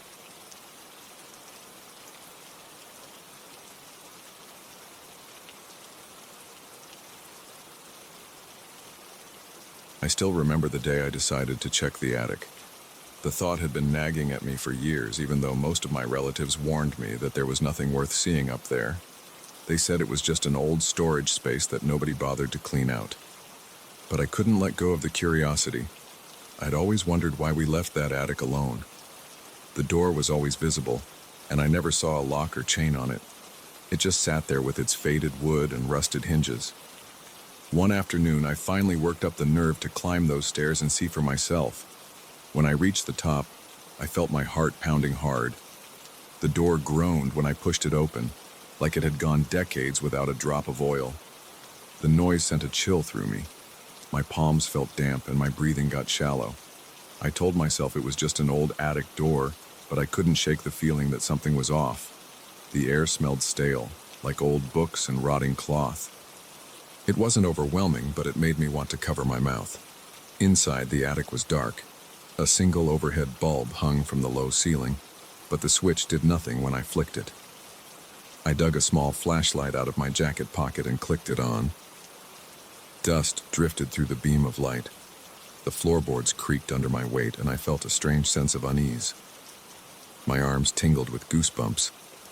I thought I heard a faint sound like a low hum or chant, but it seemed to stop when I pointed my flashlight around the space. I saw old trunks stacked along the walls. They were covered in thick layers of dust. Some were sealed with old metal latches, and others looked like they had been left open. The insides were packed with yellowed papers, tattered clothes, and random odds and ends. I noticed that everything looked a lot older than my parents' stuff. These items seemed like relics from a different era. I wanted to dig through them, but that faint chanting sound started up again and it distracted me. The noise was low, almost like a group of voices in a distant room. It seemed to come from a darker corner of the attic, behind a pile of crates and broken chairs. My throat went dry. I glanced over my shoulder, even though I knew no one else was there. I took a few careful steps forward and aimed my flashlight at the far corner. The beam lit up a large circular mirror leaning against the wall. The edges had strange symbols carved into the wooden frame. I couldn't identify them, but they looked twisted and uneven. The glass surface had a thin layer of dust, but I could still make out my reflection. My face looked pale and tense. For a moment, I felt drawn to the mirror. I can't say why. It was just a piece of furniture, but something about it made my stomach tighten. I reached out and brushed some dust off the frame, and the chanting in the background got louder. It didn't feel friendly or peaceful. It felt cold, like an unsettling hum that made my hair stand on end. My mind told me to leave that thing alone, but my curiosity kept me standing there. I crouched down and noticed small shapes carved along the bottom of the frame. They might have been letters or symbols. They weren't familiar to me. My flashlight flickered a bit and my heart skipped a beat. I adjusted the battery cap, trying not to panic. The chanting seemed to pulse in the darkness, filling my ears. I started to sweat. My hands felt shaky. I stood back up and shined the flashlight around the attic, looking for some sort of speaker or maybe a radio. I found nothing. There was only the mirror, the crates, the trunks, and a few pieces of broken furniture. I swallowed hard and took a step closer to the mirror. I thought maybe the chanting was my imagination, but it felt real. It echoed off the walls in a low, repetitive tone. I told myself I was just spooked. I tried to act rational. I moved away from the mirror and walked toward an old trunk. I flipped the latch and opened the lid. Dust floated into the air and I coughed. Inside, there were faded photographs in black and white. Some showed people in formal clothing, but I didn't recognize them. I spotted a few old postcards, a stack of letters in envelopes tied with twine, and some thick books that looked like journals. I picked up one of the books and flipped through it. The handwriting was neat, but the language looked like older Portuguese. I couldn't understand all of it, just a few scattered words. The chanting noise kept drawing my attention back to the mirror. I slammed the trunk shut and turned around. The mirror's surface reflected a corner of the attic that was swallowed in shadow. My flashlight seemed dimmer than before, even though I had just put new batteries in it the week before. My hands were slick with sweat. I wiped them on my jeans. I approached the mirror again, stepping around a broken chair. I heard the wood scrape against the floor, and the chanting paused. I froze. My heart thudded in my chest. The chanting started again, louder this time, like it was responding to my movement. My legs felt shaky. I kept walking toward the mirror, even though I wanted to turn around and leave. When I got closer, I crouched and aimed the flashlight at the symbols along the edge. They were more detailed than I realized. Some looked like small animals, or faces with hollow eyes. Others looked like spirals, or lines crossing each other. The wood was chipped and dull. I reached out and touched one of the carvings. It felt rough and cold, as if it had been sitting in a drafty basement for years. A sudden chill ran through my fingers, and I pulled my hand back. I tried to breathe steadily, but my chest felt tight. I stood up and looked into the dusty glass. My reflection stared back at me. My mouth was drawn tight, and there were dark circles under my eyes. The chanting filled my ears, and it almost felt like it was in my head. I wanted to smash the mirror or run downstairs, but I couldn't move. My feet felt glued to the floor. My pulse hammered in my throat. After a few seconds, I forced myself to step back. I switched off the flashlight for a moment, thinking maybe I could pinpoint where the chanting was coming from if the attic was darker. That was a mistake. The entire space went black, and the chanting kept going, throbbing in my ears. My mind conjured images of someone standing right behind me. I spun around in the dark, flicked the flashlight back on, and aimed it at every corner of the attic. The chanting never stopped, but I didn't see anyone. I felt a surge of panic. My breath came in quick bursts. My chest felt hot, and a shiver crawled up my spine. I convinced myself that I had to leave the attic at least for the night. I didn't feel safe. That was the clearest thought I had at that moment. I hurried back toward the door, hoping it wouldn't jam. The floor creaked under each step. When I reached the door, I nudged it open, and it groaned like an animal in pain. I rushed downstairs and shut the attic door behind me. I leaned against the wall and took a few deep breaths. My shirt clung to my back, soaked with sweat. The hallway felt normal and quiet, like any other day. I tried to calm down by taking slow breaths. The chanting was gone. My heart rate started to settle, but my mind was buzzing. I couldn't stop thinking about the mirror and those carved symbols. For a few days after that, I avoided the attic. I went about my usual routine. I worked, ate, and slept. But I kept picturing that dusty old attic and the strange chant echoing in my ears. At night, I dreamed about opening the trunk and finding more old journals. Sometimes I dreamed about hearing voices whisper my name. I woke up with a start more than once, my sheets damp and twisted around me. One evening, the curiosity became too strong. I grabbed my flashlight along with a fresh set of batteries and headed back upstairs. The attic door still had that same shrill creak. The air was still stale. Dust motes danced in the weak light. I stepped inside, bracing myself for that chanting, but at first I only heard the soft hum of the house's plumbing. I exhaled in relief. I walked over to the trunks again. I wanted to get a better look at whatever was inside them. I knelt and flicked open the latch on a different trunk than before. Inside, I found more letters and a few old family documents. Some of them had official seals. They were brittle and yellow. I set them aside and pulled out a small wooden box. It smelled faintly of mold.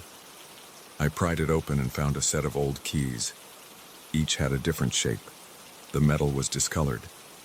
My hand shook a bit when I picked them up. Then that chanting started again, very low at first. I held my breath and listened, but it was still muffled, like it was coming from another room. I stood up with the flashlight, leaving the trunk open. I walked in a slow circle around the attic, stepping over broken chairs and old suitcases. The sound guided me back to the mirror. I hated how my stomach dropped when I realized where I was headed. The reflection in the mirror showed my flashlight beam in the corner behind me. Nothing else. My throat felt tight, and I tried to swallow. The chanting got louder, and I felt an odd pressure in my ears. I lifted my free hand to my ear like I was trying to clear water out of it. Then I noticed the mirror's surface looked clearer than before, like someone had wiped off the dust. My reflection was sharp. I could see every line on my face. My eyes looked bigger. I felt pinned by my own gaze. I wanted to break that mirror, but fear kept me from doing anything too drastic. I tried to look away, but I thought I saw movement in the reflection. It was like a shifting shadow behind me. I spun around, shining the flashlight, but all I saw was the same pile of junk. When I turned back, the chanting faded for a second. That short silence made me realize how tense my muscles were. I noticed my knees felt weak, and there was a slight tremble in my hands. I thought about calling a friend to come over, but I didn't want to explain why. I felt embarrassed, but also scared. I stepped away from the mirror, keeping my eyes on it until I reached the attic door. The chanting stayed at that same low volume, echoing in the background. I reached for the doorknob, and the chanting rose in pitch. My chest tightened. I yanked the door open and rushed out, flicking off the flashlight as I went. I forced the attic door shut with my shoulder. It made that same horrible groaning sound, then clicked closed. I stood there in the dark hallway, breathing hard, my back pressed against the door. That night I barely slept. My thoughts swirled, and my muscles felt sore from tension. I kept hearing that droning chant in my head. My ears felt like they had a lingering ring, the way they do after standing too close to loud machinery. The next morning I drank coffee and stared at the attic door from the living room, trying to decide what to do. I thought about telling someone else in my family, but I couldn't bring myself to explain the chanting or the weird mirror. I sounded crazy even in my own head. I decided to leave the attic alone for a while. The chanting seemed tied to that mirror, and I couldn't handle that presence. I felt exhausted, and my nerves were shot. For a few days I didn't hear anything strange. I kept my distance from the attic, but I couldn't stop myself from glancing up the stairs whenever I passed by. The door looked innocent enough, just an old wooden door with a tarnished knob. I can't say I have any tidy conclusion. I never found a logical explanation for that chanting or those symbols on the mirror frame. Even now, when I walk through the hallway at night, I feel a cold spot near the attic door. Sometimes my hair stands up for no reason. I try to ignore it. I stay away from that attic, even though I know those trunks are still there. I know the mirror is still leaning against the wall, waiting for someone else to go inside. I don't plan to open that door again. The chanting hasn't stopped in my mind, even if I can't always hear it. I tell myself I can live with the questions, but it's hard. Whenever the house is quiet at night, I think I hear that low hum, like voices chanting in some distant room. I grip my blankets tight and close my eyes, willing myself to sleep. I try to remind myself that the attic is just a room filled with dusty junk, and yet every time I think about the carved mirror and that sound, my heart starts racing. I don't know what lies behind that glass, and I'm not sure I want to find out.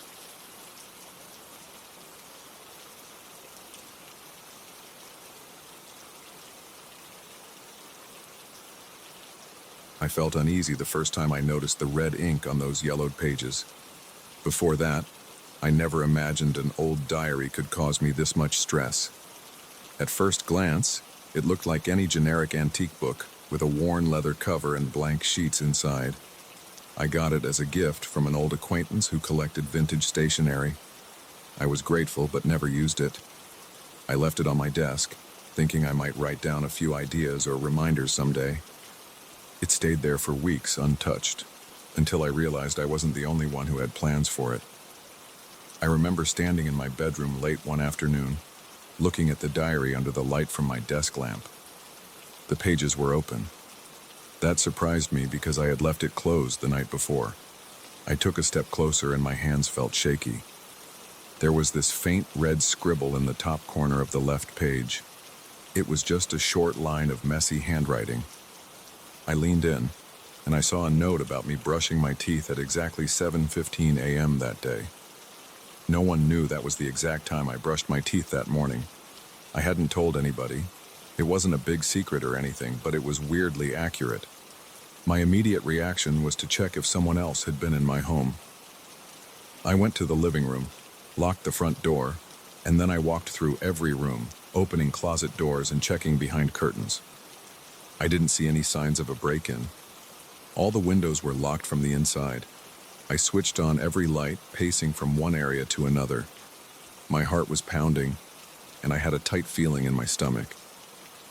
I ended up back in the bedroom, staring at the diary on my desk. I sat down on the chair. I tried to keep my breathing calm, but it felt forced. I flipped through the pages. Most of them were blank, except for a few random lines in that same red ink.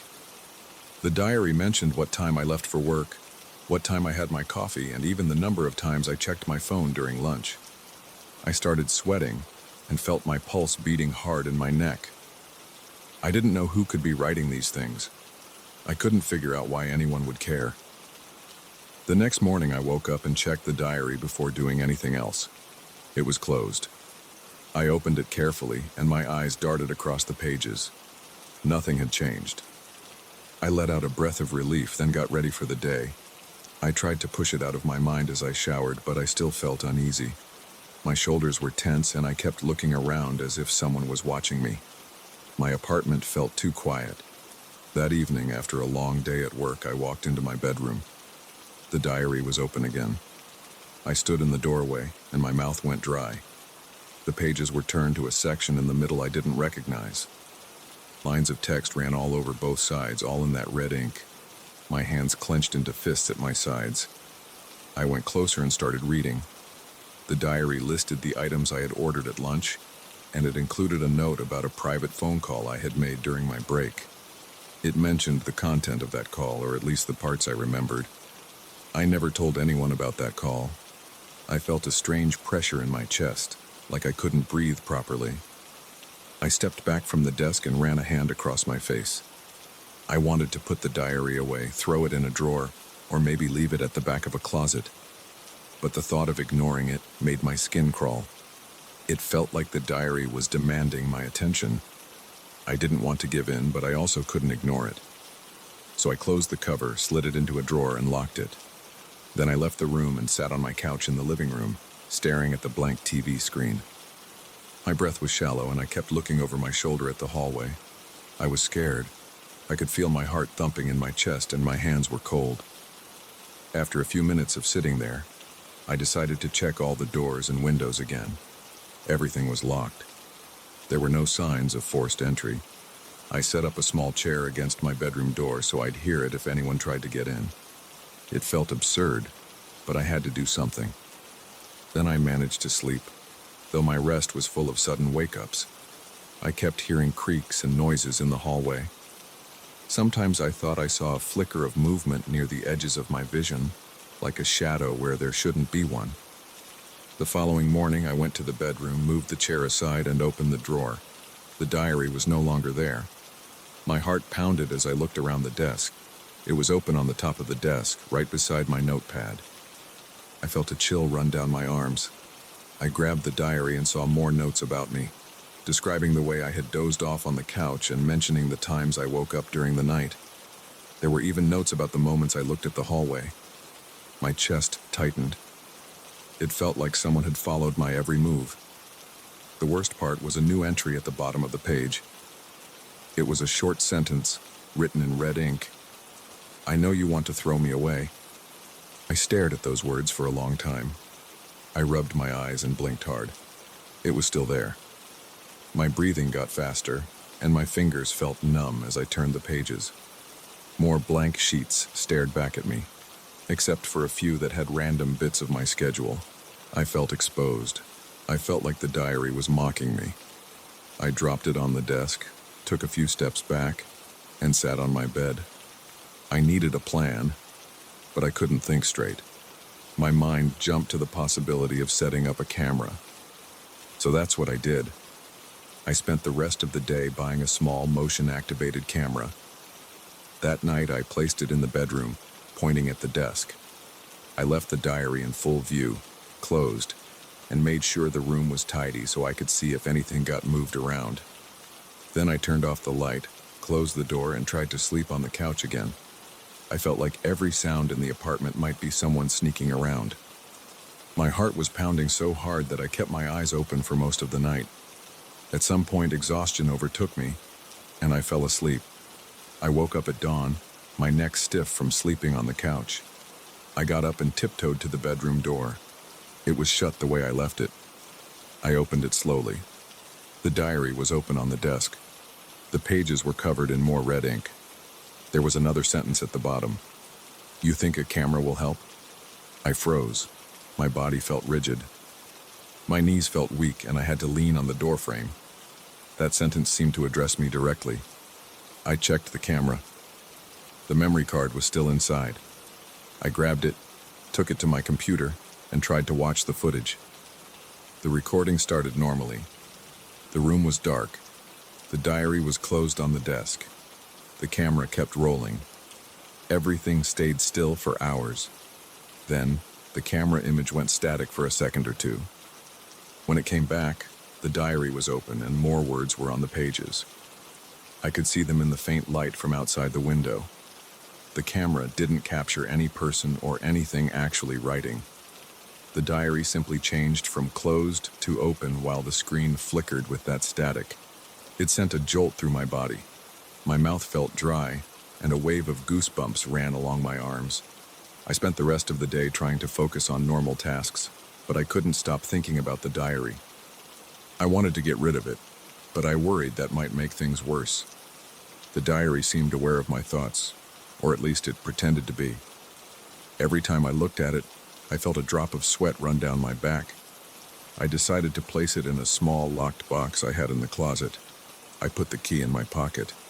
Then I moved the camera so it faced the closet door. I wanted to see if anything would happen when it was sealed away. That night, I heard scratching noises in the apartment. It wasn't loud, but it was steady. It sounded like something brushing against the walls or the doors. My heart raced every time I heard it. I got up several times to check the closet, but it was closed. The scratching would stop whenever I got close. Then, as soon as I lay down, it started again. My chest felt tight and my temples were pulsing. It was almost morning when I finally drifted off. When I got up, I rushed to the closet. I unlocked the box. The diary was still inside, but it was open. The red ink covered several more pages. There was a line saying, "Boxes won't help. I'm always watching." My face went hot. My breath caught in my throat. My hands started shaking, and I could feel sweat forming on my forehead.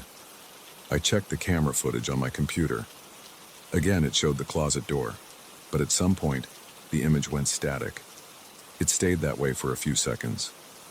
When it returned to normal, the closet door was slightly open, and the locked box was sitting on the floor. Then, the next moment of static, the box was back on the shelf, closed. It all happened without any visible person. It made me feel sick. I went around my apartment, checking every wall, every corner. I tried to see if there were hidden cameras or some elaborate trick. I found nothing. The entire place looked the same as always. Clean walls, normal furniture, no weird devices. My skin tingled and my eyes kept darting left and right, expecting to see something move. As the days passed, the diary continued to fill itself with red ink. It detailed everything I did or thought. Sometimes it even mentioned thoughts I was sure I hadn't spoken out loud. Whenever I tried to ignore it, new pages would be covered with personal details. Whenever I thought about destroying it, I found messages warning me not to. One time, the diary said, "If you burn me, you'll regret it." And I felt a knot in my stomach. I started seeing shadows move around the corners of my apartment. They weren't distinct shapes, just flickers of darkness shifting along the walls. At first, I thought it was my eyes playing tricks on me, but I started hearing faint footsteps in the hallway, too. At night, when I turned off the lights, I could almost see these shadows gathering near the edges of the living room, then slipping away when I blinked. My heart pounded whenever I noticed them. I kept telling myself to stay calm, but my palms got sweaty, and my breathing turned shallow every time. It felt like the air in my place was getting thicker. One evening, I came home late. The living room light was on, but I was sure I had left it off. I stood in the doorway for a moment, feeling my pulse race. I called out a greeting, half expecting someone to answer. There was no response. I moved through the apartment, and each step felt heavy. The hallway was cold, and the bedroom door was shut. I opened it slowly. The diary was on the bed this time, completely open. The pages were filled with red ink, describing thoughts I'd had during my drive home, personal worries and random ideas. My hands trembled. I shut the diary, but it flipped open again in my grip. I felt the pages rub against my skin. The edges were rough, and the old paper had a musty smell. I dropped it and stepped back. Now, I find myself unable to relax in my own home. I keep all the lights on. But that doesn't stop the shadows from appearing in the corners. Sometimes I hear the pages rustling at night, even though the diary isn't near any open window or fan. Other times I find it resting in places I'm sure I didn't leave it, like the kitchen counter or inside my coat pocket. It's as if it's chasing me around the apartment, waiting for me to pick it up and read. Each time I read a new line, it's something I did in secret or a thought I swore was private. It mentions small details like how fast my heart is beating or how tense my shoulders are. It's always right. At this point, I'm keeping the diary on my desk, letting it stay open. I can't lock it up, I can't hide it. It doesn't matter. The more I fight it, the more active it becomes.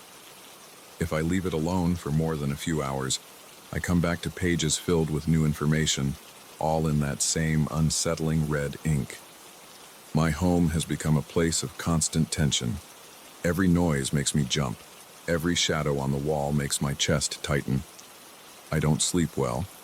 I keep waking up in the early hours, scanning the room for movement. The diary is always there, sometimes on the nightstand, sometimes on the floor. I can't predict where it will appear next. I'm sharing this because I need to let someone know. It's hard to carry this kind of secret alone. I can't pretend everything's normal when I feel like I'm being watched nonstop. I haven't told coworkers or neighbors because it sounds ridiculous. But the diary keeps documenting every part of my life. It knows things about me that I haven't shared with anyone. It reacts to my attempts to control it. If I ever threaten to get rid of it, the next pages come out even more invasive. I see new lines that talk about my frustration, my fear, and my anger. I see warnings that push me to keep it around. I sense that if I do something drastic, I might regret it in ways I can't understand. So, for now, I'm stuck. I live here with this diary, and the tension grows each day. The shadows keep me company at night, shifting around as if they're breathing along with me. Every once in a while, I catch a glimpse of something in the corner of my eye. But when I turn, there's nothing there. I move through my own apartment feeling like a guest. My breathing stays shallow and my stomach churns. I can't stop glancing at the corners. I can't stop checking the diary every few hours. It's a habit now. I have to see what it's written. I'm trying to survive this strange situation. I write down my own notes in a separate notebook just to keep track of what's happening. I lock my doors. I set up cameras. None of it helps. The diary does what it wants, and it records every moment it chooses. Maybe one day I'll gather the courage to destroy it, maybe I won't. All I know is that right now it's here, and it won't leave me alone. And as long as I keep breathing, it keeps writing. That's where I am now, waiting for the next page to fill itself in red, trying to keep my fear in check and hoping it doesn't reveal more secrets I haven't even admitted to myself.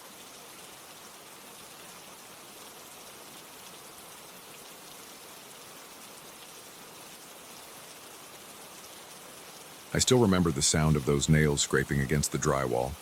It was sharp and steady, like somebody methodically dragging each fingertip along the surface. The first time I heard it, I thought I was imagining things, but it kept going, over and over, until I got up to check. That was the night I saw a pale hand vanish into that narrow crack in the wall. Since then, my nights have turned into a slow, grinding cycle of fear and restlessness.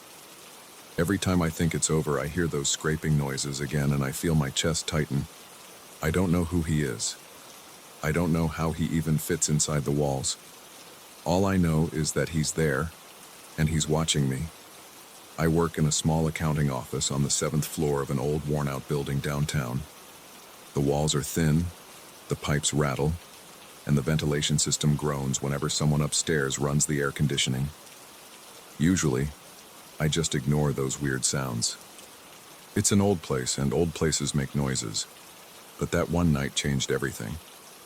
I stayed late to finish a report. It was probably around 11 at night. I remember looking at the time on my computer and feeling the ache behind my eyes. The office was empty. Everyone else had gone home hours ago. The cleaning crew usually shows up around midnight, so I was by myself. I heard a quiet scratch, like someone running their fingernails on paper. At first I assumed it was just the building settling or some rodent, But the scratching grew louder and more precise. It wasn't random squeaking or scuttling. It was a steady, deliberate scrape. I decided to check it out. I grabbed my phone, turned on the flashlight, and walked down the hallway. The corridor lights were off, and the only illumination came from the exit signs at both ends. The noise guided me to a spot near the corner office. I pressed my ear against the wall. It sounded like something was right inside, maybe a few inches behind the drywall. My heart thudded in my chest, but I wasn't scared yet, just curious. I tapped the wall lightly. The scraping stopped for half a second, then started again with more urgency.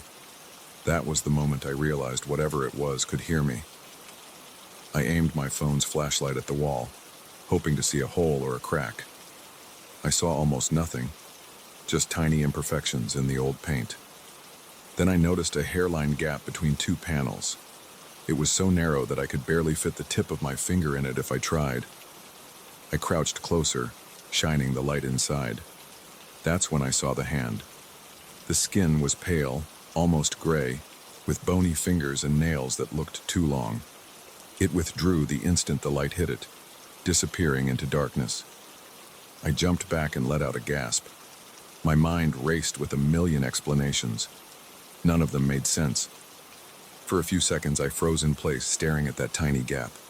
My hands shook and I felt sweat forming on my forehead. I remember whispering, "What the hell?" to no one. I stayed there, phone clutched in my right hand, until I realized I was standing in a dark hallway by myself with some unknown person, if it was a person, inside the wall. I ran back to my desk, grabbed my keys and bag, and rushed out. I almost forgot to lock the office door behind me. When I got home, my thoughts were all jumbled. I kept seeing that pale hand the way it jerked back out of sight. I tried telling myself I'd been working too hard. I was tired, maybe I saw something else, a rat's tail or some trick of the light. But I knew deep down what I saw. That night I barely slept. Every time I closed my eyes, I heard that scraping sound in my head. I felt as if I was being watched, even though my apartment was locked up. Eventually I dozed off, but it wasn't restful. The next day at work, I considered telling my boss or a coworker. But how do you explain something like that? "Hey, I saw a pale hand in the wall last night.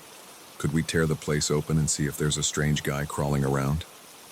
I imagined their faces. They'd probably laugh or think I was messing with them, so I kept my mouth shut and tried to focus on my job. I told myself I wouldn't stay late again. But deadlines have a way of forcing you to break your own rules. A week later, I had no choice but to stay after hours to finish a major client project. That night was worse. Around 10, I started hearing soft taps from inside the walls near my cubicle. Then I heard a faint squeaking in the vents, like someone was shifting metal slats. My neck tightened, and my eyes began scanning every corner. I felt an urge to leave right away, but I had a pile of documents to review. My plan was to rush through them as fast as I could and then get out. Half an hour later, the sounds grew louder. I heard nails scraping near the floor. The noise moved up the wall, like someone was climbing from one level to the next. I tried to ignore it, but it's hard to focus when it feels like there's a person creeping inside the building. I typed faster, trying to finish. At one point, I caught movement in the corner of my eye. I swiveled my chair to face the vent. It was just a small air vent near the ceiling. The office had the lights on, so I couldn't see much in that dark opening. But I saw a flicker of something that blocked a bit of light inside the vent. Maybe a face or a hand. I squinted, waiting for my eyes to adjust, but it disappeared. My throat felt dry, and my hands shook on the keyboard. I finished my work and left the building in a hurry. I told the security guard downstairs that I thought I heard an animal in the walls. He just shrugged and said maintenance would check it out in the morning. Part of me wanted to tell him the truth, but I couldn't do it. I just wanted to go home. Over the following weeks, I tried to keep normal hours, but there were 2 more nights when I had no choice but to stay late. Each time I heard the same sounds: scraping, tapping, and occasional low groaning. It wasn't like a person speaking. It was more like the sound of someone pushing against a tight space. It made the walls creak in places. Once I thought I heard a muffled cough from inside the ceiling, near the fluorescent lights. That's when it dawned on me that there really was somebody or something living in the guts of this building. I started avoiding certain areas at night. I didn't want to go near that crack in the wall where I first saw the hand.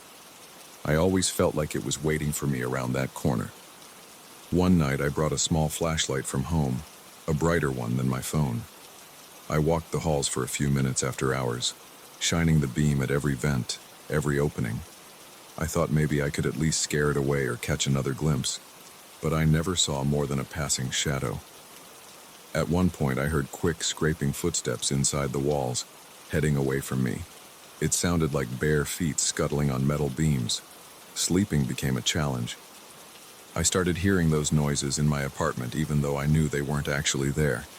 I'd jolt awake at 2 or 3 in the morning, sweating and breathing hard. I'd grab my phone to check the walls, certain I'd hear that scraping. Of course, my apartment was quiet, but the memory of that sound stuck in my mind. I was always on edge, feeling like I was one bad dream away from snapping. During the day, the office was bright and busy.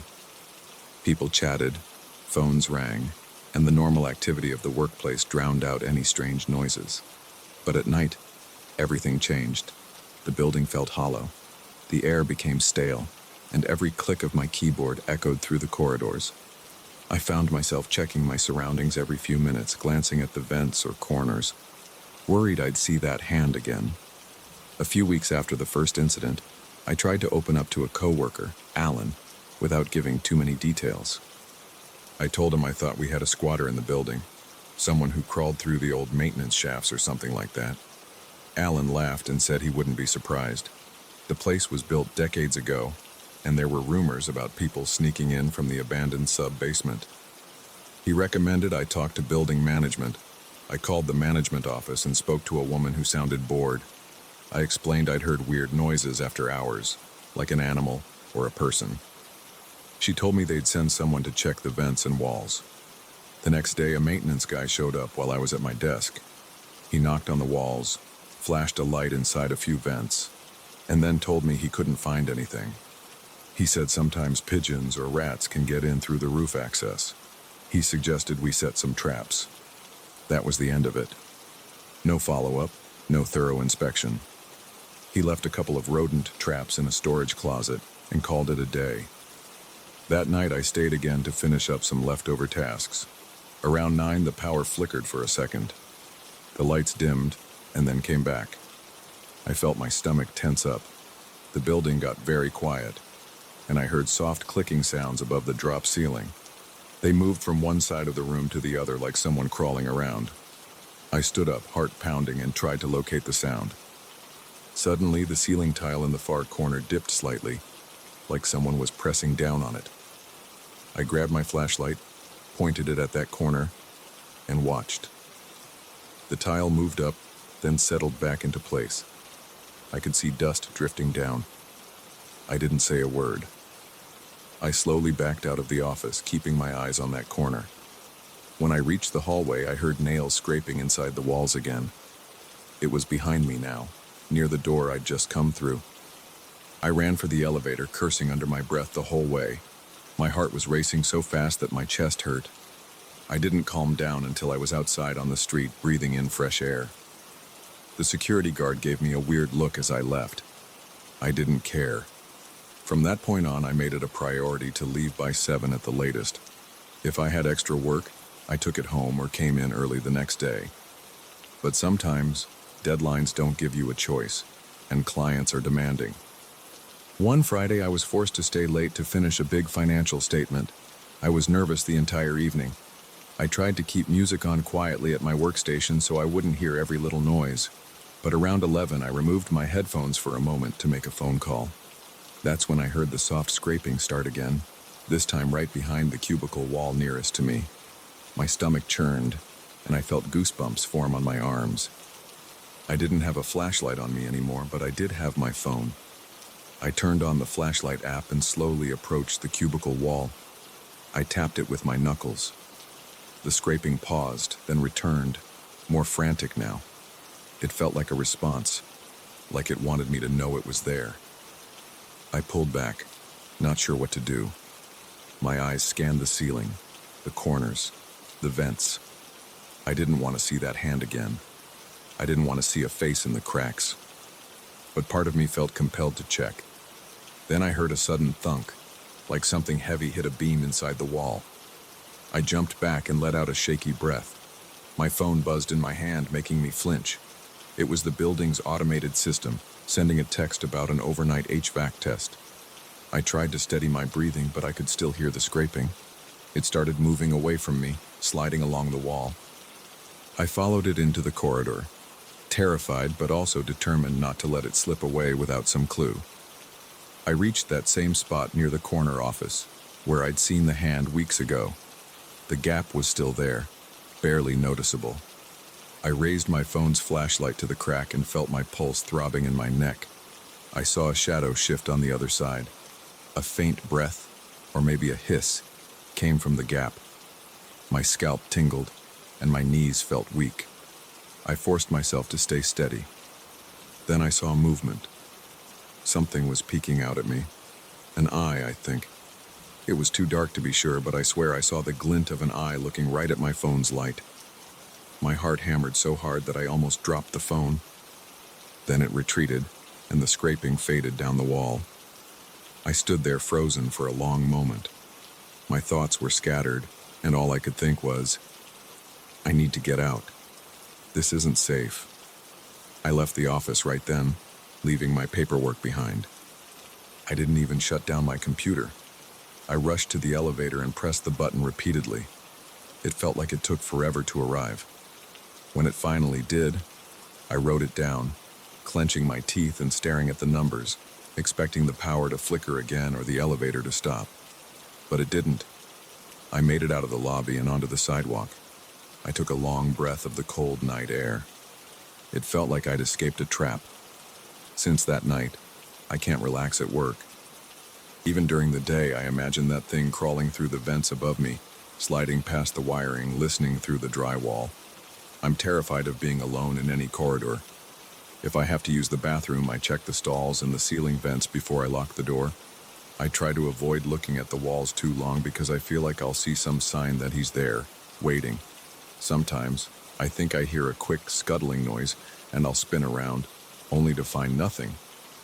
I haven't talked to management again. They won't believe me. My co-workers have no idea how bad this is. I don't know who he is or how he survives in those cramped spaces. I don't want to think about whether he's dangerous. But every night, when I'm lying in my bed, I picture him creeping through the walls, searching for an opening, peering through vents, waiting for the right moment to watch me. I'm at my desk right now, typing this out. It's early evening and the office is almost empty. I keep hearing faint tapping somewhere behind me. I'm trying to ignore it, but my nerves are shot. My skin feels cold and my hands are trembling. Part of me wants to walk out and never come back, but I can't do that. I need my job. So I stay, and I try to pretend he's not there. But I hear him, and I feel his eyes through every vent, every crack, every gap in the floorboards. Knowing there's a man crawling silently inside the walls watching my every move, that's enough to keep me wide awake until morning. And I have no idea how to make him leave.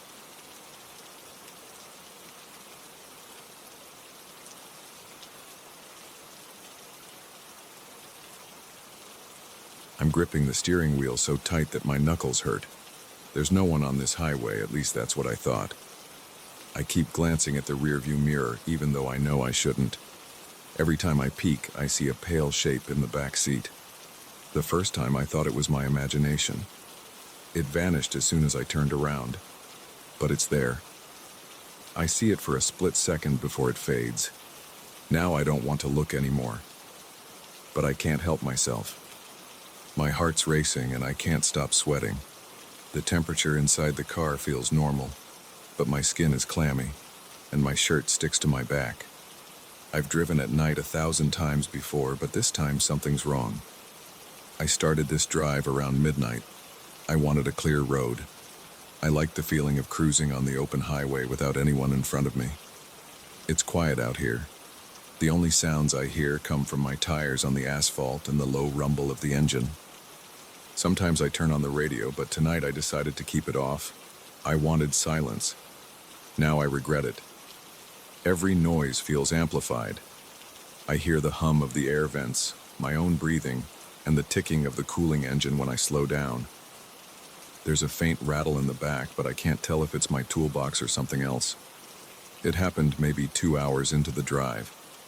I was checking the mirror out of habit, making sure no one was behind me. That's when I saw a pale face in the reflection. It was sitting right behind my seat. Its eyes looked dull and the skin seemed washed out. My heart jumped, and I nearly slammed the brakes. But when I twisted around, nobody was there. The seats were empty. The only things in the back were my jacket and an empty water bottle. I tried to laugh it off, told myself I was tired, maybe I was dozing off. So I pulled over at the next rest stop. I got out of the car and took a few deep breaths. The air was cool but felt stale in my lungs. I stepped into the fluorescent light by the restroom area. The place was empty. I splashed water on my face, then stared at my reflection in the bathroom mirror. I looked exhausted. My eyes were bloodshot, and I could see how tense my jaw was. I wondered if I should sleep in the car for a few hours, but I wanted to keep going. I wanted to reach my destination by dawn. I got back in thinking that maybe the break would clear my head. As soon as I pulled onto the highway again, I caught something in the corner of my eye. That shape in the back seat. It stayed for less than a second in the mirror. I felt a jolt in my stomach, like someone punched me from the inside. I tried to convince myself it was a reflection of the headlights from a passing truck. But there were no trucks. The road was empty. I told myself to calm down and focus on driving. I stared at the lines on the asphalt and tried to keep my mind blank. After a while, I realized that the shape showed up every time I glanced quickly at the mirror. If I looked for more than a second, it disappeared. It was like it only existed in that half-instant moment. My palms were sweaty on the steering wheel. I tried to keep my eyes forward, but not checking the mirror is impossible. You do it automatically when you drive. I noticed my heart pounding in my chest. My foot felt shaky on the gas pedal. The shape was definitely there, and it was shifting closer each time I spotted it. At first, it was just a blur. Then I could make out a faint outline of a person. Then I saw some features, like bony shoulders and a thin arm. After another 10 or 20 minutes, I noticed it was leaning forward. I could see the fold of what looked like a torn shirt collar. It was almost in the middle of the back seat, leaning between the front seats. I kept expecting to feel a hand on my shoulder. My breath was shallow and I kept swallowing because my mouth felt dry. Every time I glanced, it was closer. I tried to distract myself. I fiddled with the AC. I turned on the radio to a random station. The static hissed, then cut to a late-night talk show. The host was talking about political stuff, but I couldn't concentrate. I turned the volume up, hoping it would push that feeling of dread out of my head. For a few minutes, it helped me focus on something else. But then I looked in the mirror again, and the shape was there, inching forward. It looked like it was reaching out, maybe trying to touch my shoulder. I felt the hair on my arms stand up. My mind was racing. I wondered if I was going crazy, or if there was actually something behind me. My hands were shaking, and I could feel every bump in the road like a small shock through my spine. My eyes darted between the windshield and the mirror. The talk show host's voice was just noise now. The shape seemed more solid each time. It was still see-through, but I could see more details. I saw the contour of a face. I saw thin lips parted slightly. I saw dark spots where the eyes should be. I pressed down on the accelerator. My speed crept up and the engine growled louder. I just wanted to get off that deserted stretch as soon as possible. Maybe if I reached a city or a gas station with lights and people, I would stop seeing this thing. My entire body was tense. My shoulders ached, and I realized I was leaning forward in my seat. Out of desperation, I decided to speak out loud. I said, "Who's there? I know you're there." My voice sounded strained, and I coughed a bit. There was no response. The radio crackled, and I heard some bursts of static. I felt a presence behind me, like warm breath on the back of my neck, but the AC was blowing forward, so there was no reason for warm air on me. I tightened my grip on the wheel and stared at the road. The lines blurred under my headlights. Then I glanced again, and the figure was almost next to me. Its face was near the passenger seat, but it wasn't fully there. It flickered in and out. I could see it from the corner of my eye, but when I turned my head, I only saw the empty seat. That sent a chill through my entire body. I felt trapped in my own car. My seatbelt felt like a restraint. My breath came in fast bursts, and I tried to calm down, but I couldn't. I told myself to keep driving. Don't panic. Keep moving forward. The road was still empty, not a single car in sight. The moon was high, but the sky was clear. There were no streetlights, just those reflectors on the roadside. I passed a green sign that said the next town was 30 miles away. I fixated on that. 30 miles. That's not too far. I told myself I'd reach a well-lit area soon. There would be people. There would be a diner or something. I repeated that in my head. 30 miles, then lights, then people. The shape moved again. I felt something brush against my right shoulder. It was faint, like a piece of cloth. I jerked the wheel, and the car swerved. My tires squealed for a moment. My heart hammered. I forced the car back into the lane, panting and glancing around. That presence was still there. I spoke again, louder this time. "Leave me alone. I'm not stopping. I can't help you." I didn't know why I said that. It just came out. I thought about pulling over and jumping out of the car, but the idea of stopping in the middle of nowhere with that thing still around made my stomach twist. I'd rather keep driving. I pressed my foot down, and the speedometer climbed higher. The engine roared, and the road whipped by faster. The whine of the wind outside got louder. I hoped I wouldn't see it again, but it kept appearing at the edge of my vision, flickering in the mirror, leaning in, trying to get closer. After a few minutes, I saw a faint glow in the distance. It might have been a rest stop or a small town. I felt a surge of relief. I let my speed drop a bit, not wanting to blow past it. As I approached, I saw it was one of those small 24-hour gas stations with a bright canopy over the pumps. The place looked old, but the lights were on. There was a single pickup truck parked at one of the pumps. I took the exit ramp and parked in front of the convenience store section. I switched off the engine, breathing heavily. My entire body shook with adrenaline. I looked around. The store's glass doors were lit up, and I could see a bored-looking clerk inside, leaning on the counter. The overhead fluorescence buzzed. I didn't see any sign of that figure in the reflection of my side mirror. Maybe it didn't like the lights. I inhaled, then exhaled, then undid my seatbelt. When I opened the driver's door, I felt a rush of cool air. It helped me steady my nerves a bit. I stood outside, shut the door, and stared at the interior through the window. The seats were empty, just as I expected. No shadows, no shapes. I grabbed my wallet and walked to the store. The clerk glanced up at me and nodded. I nodded back, trying to act normal.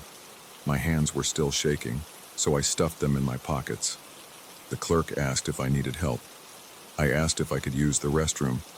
He said it was around the back of the building, and he handed me a key attached to a plastic tag.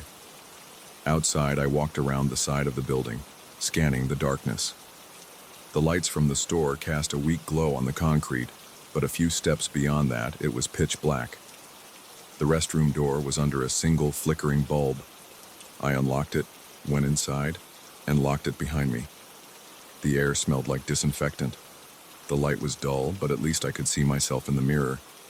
I looked at my own eyes and saw how wide they were.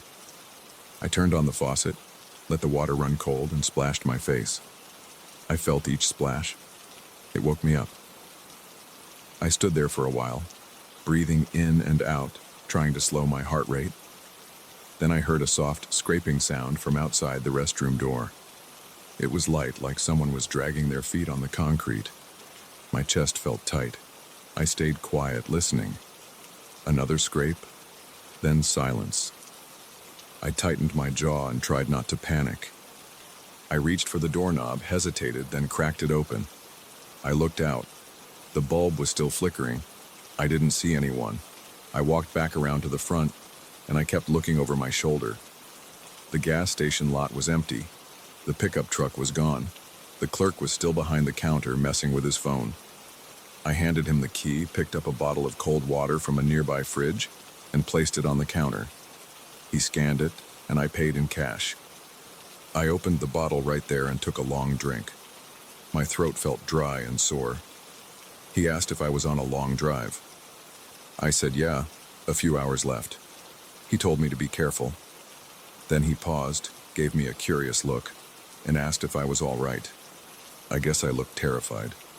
I told him I was fine, just tired. I stepped back outside. When I got to my car, I stood there for a moment, staring into the back seat again. Everything looked normal. I circled around and checked the trunk, even though I knew that made no sense. It was locked. I opened the driver's door, slid in, and slammed it shut. I turned the key in the ignition. The engine coughed, then started. I sat there, letting it idle, listening to the rumble. The overhead lights at the station felt comforting, but I knew I had to keep going. I pulled out of the gas station lot and back onto the road. For the first few minutes, things seemed calm. I finished half of my water bottle and placed it in the cup holder. The clock on my dashboard said it was 3:15 a.m. If I kept my pace, I'd be at my destination by sunrise. The adrenaline had worn off a bit, and I felt a dull ache in my head. I thought maybe everything was done, maybe that presence was gone. Then, out of habit, I glanced at the rearview mirror. My stomach dropped when I saw the pale figure again. It was crouched on the back seat, leaning over the center console. I thought I saw its hand brushing against the seatbelt buckle on the passenger side. I shouted and stomped on the brakes without thinking.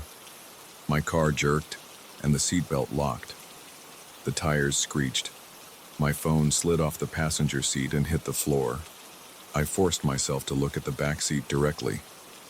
Nothing there. I looked in the mirror again. The pale shape faded out. My heart pounded so hard I could feel it in my neck. The lights from the gas station were behind me, getting smaller.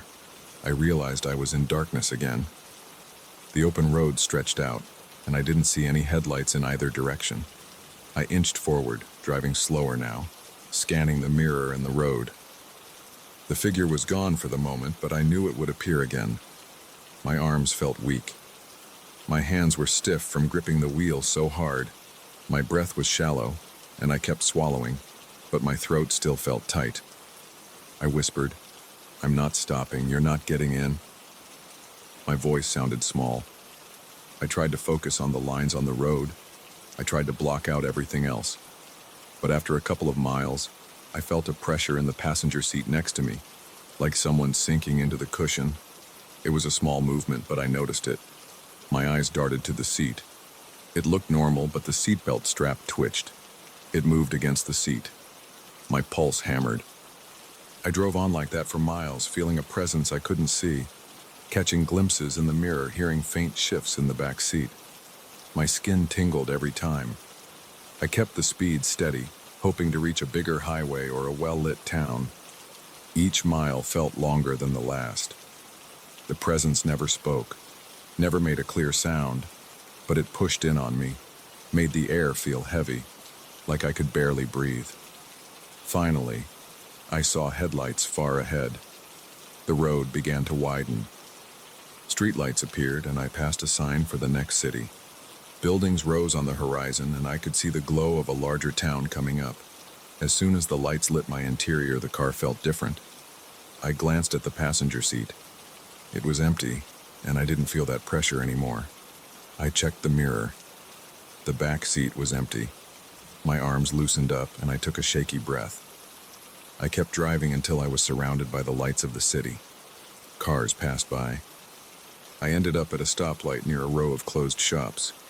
I realized my entire body was trembling. My phone buzzed from the floor, and I reached down to pick it up. No new messages, just a low battery warning. I looked around. People were walking on the sidewalks. I felt relief, like I was finally back in normal life. But as I took a left turn at the light, I glanced at the rearview mirror out of habit. I spotted something white at the far edge of the reflection, like a face pressed against the back window. It vanished in an instant. I nearly swerved, but I stayed in my lane. My mouth felt dry again, and I tasted fear at the back of my throat.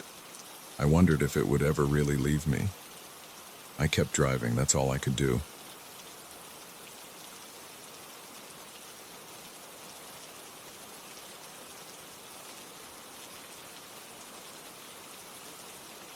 I froze the first time I heard a rustling noise behind me that night. I stood still, tried to swallow, and felt my throat tighten. My flashlight shook in my hand, and I realized my body was already reacting before my mind caught up. That was the moment I understood I had walked into something I didn't fully grasp. I wasn't just in a forest. I was in a place that seemed to watch me. I decided to go on this night hike because I always enjoyed places without crowds. I liked hearing my own footsteps and the natural sounds around me. I'd done a few daytime hikes in different spots around the area, but I wanted a new experience. So I drove out to an old trail I found on a local map. I parked my car on a dirt shoulder near the entrance. There were no signs or lights, just a gap in a row of thick pines. I locked my car and stepped onto the path. At first, I felt calm. My boots crunched the dirt and leaves underfoot. I heard a soft breeze through the branches. Occasionally, I smelled damp earth. The air felt cold and made my breath come out in short puffs. I glanced around to get familiar with the shapes of the trees. Some were tall and narrow. Others looked warped, with twisted branches that curved outward. After a while, I noticed a hazy fog settling in, which softened the glow of my flashlight. I kept walking. The path was uneven, and I had to watch my step to avoid tripping on roots. My flashlight revealed patches of moss and a few scattered rocks. Every now and then, I heard a small animal scamper away through the undergrowth. I tried not to let it bother me, but my nerves grew more sensitive with each minute.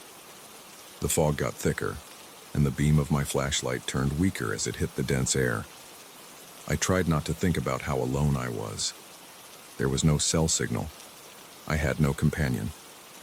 It was just me, the trees, the fog, and the occasional sound in the distance. As I moved deeper, the path seemed to narrow. The trunks on either side felt closer than before. My arms brushed against damp branches. After a half hour or so, I paused and listened. I heard nothing at first, just a soft whistling breeze. Then I caught a faint noise like a low whisper from somewhere up ahead. I thought it was the wind, but it sounded too deliberate. I aimed my flashlight at the trees. I saw the outline of twisted limbs, but no sign of a person or an animal. The whisper died out. My gut told me to turn around, but I felt stubborn. I had come this far, and I didn't want to scare myself over random sounds. I took a few more steps. The ground felt uneven. My boots sank into a layer of wet leaves. I tightened my grip on the flashlight. As I continued, I caught glimpses of movement in my peripheral vision. I would turn, and the shapes would vanish. Sometimes they looked like hunched figures behind a tree. Other times they seemed to slip between the branches above. My pulse beat hard in my chest. I forced myself to take slow, measured breaths. I told myself it was just my imagination, but I couldn't ignore that I kept seeing something. I heard a branch crack off to my right. I spun and aimed the flashlight. I only saw more gray fog and overlapping trunks. My heart pounded. My back tingled with a wave of adrenaline. I mumbled under my breath that I needed to calm down. I started to question whether I should keep going or turn back. I checked my watch and realized I had already been out there for almost an hour. I hadn't found a clearing, and the path seemed to get tighter and darker with every step. Still, I couldn't stand still for long. The quiet around me felt suffocating. The sudden shapes in the distance and the weird whispers made me uneasy. I decided to push forward in hopes of finding another way out. Maybe the trail looped around. My legs shook slightly, but I forced myself to move. My flashlight shone on the gnarled branches overhead. They crisscrossed and formed odd patterns that looked like contorted faces. I felt like they were looming down at me.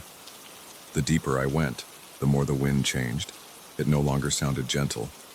It took on a strange moaning tone that rose and fell through the trees. I tasted a metallic edge in the air. Each time the wind kicked up, I felt a chill across my neck. My skin broke out in goosebumps. I tried to ignore it, but it kept building. My eyes darted around, following each swirl of fog and each rustle of brush. After a while, I heard my name in a breathy voice. It sounded soft, almost like it came from right behind me. I spun around so fast my flashlight beam shook violently. My throat tightened. I called out in a loud voice, "Who's there?" No one answered. I listened for footsteps, for any sign of another person. There was nothing. Just more wind and that strange hush in the distance. My stomach knotted. The idea that something in this forest knew my name made my chest feel heavy. I kept my flashlight pointed behind me for a moment, then slowly turned it forward again. I told myself it was just the wind messing with my head, but I couldn't convince myself. I remembered how the silhouettes had appeared whenever I wasn't looking directly at them. It felt like the entire place was alive in a way I didn't like. Every few steps, I caught a glimpse of those shapes shifting between the trees. They stayed out of the direct flashlight beam, but I was sure they were there. My breathing became rough. My tongue felt dry. My thoughts raced, and I started to imagine possibilities. Maybe these shapes were animals, or maybe local people messing with me. But something about their movement seemed unnatural. They glided too smoothly, and they disappeared too quickly. I noticed a pattern. Each time I shone my light around, I saw nothing. The moment I turned away, I got a flicker of movement in the corner of my eye. The path under my feet turned slippery with wet leaves. I had to slow down to avoid falling. My knees felt shaky. My mouth tasted bitter with fear. I tried to focus on each step. Left foot, right foot. Watch for roots and rocks. I heard more whispers, some behind me, some ahead. They seemed to call my name in different tones. Sometimes it was an urgent hiss, sometimes a slow, drawn-out murmur. Each time it sent a jolt through my chest. My flashlight flickered for a second. I tapped it, and it stayed on. But the beam looked weaker than before. I realized I hadn't changed the batteries before leaving. That realization made me panic. The idea of losing light in that place felt unbearable. I clenched the flashlight harder. I forced myself to keep moving. I didn't want to stand still and wait for the battery to die. As I rounded a bend in the path, I saw something step behind a tree. I paused immediately. My thighs burned from the sudden stop. My heart hammered in my rib cage, and I stared at the spot. I only caught the edge of a dark shape. It vanished behind the trunk too quickly. I aimed my flashlight at that tree, stood there, and waited. No movement. I had a strong urge to call out again, but I stayed quiet this time. My breath came out in short bursts. I felt the hair on my arm standing on end. I decided to keep going. My mind screamed for me to get out, but I didn't know if heading forward or backward was better. The path was narrower now, like the trees had closed in. Branches scratched at my jacket. I felt bark scrape against my sides. I stopped caring about the mud on my pants. My only goal was to find a spot where the trees opened up. I wanted to see more than a few feet ahead. I wanted some sense that I wasn't trapped. As I pushed past a cluster of overlapping branches, a gust of wind hit me so hard that I staggered. The wind carried a low, throaty moan. My ears rang from the sound. I heard leaves rustling overhead, and a few drops of water fell on my face. The air smelled sour. My eyes stung for a moment. I coughed. Then I heard my name again, whispered from several directions at once. I felt my chest tighten in panic. I started to jog. My flashlight bounced in my hand. The beam jerked around in front of me, but I didn't care if I stumbled. I felt like I needed to move faster. My breathing grew ragged. I felt sweat trickling down the sides of my face, and my mouth went drier with each second. My footsteps echoed in the silence.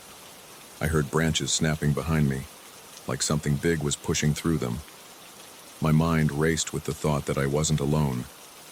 Then I tripped on a root. I hit the ground hard, and my flashlight rolled out of my hand. I gasped as pain shot up my knee. I crawled toward the flashlight. It flickered, and my heart nearly stopped. I grabbed it and tapped it. The light held steady, but it looked even dimmer than before. I pushed myself up, ignoring the throb in my leg. My hands trembled as I wiped the dirt from my palms. I stood there, shining the weak beam around me.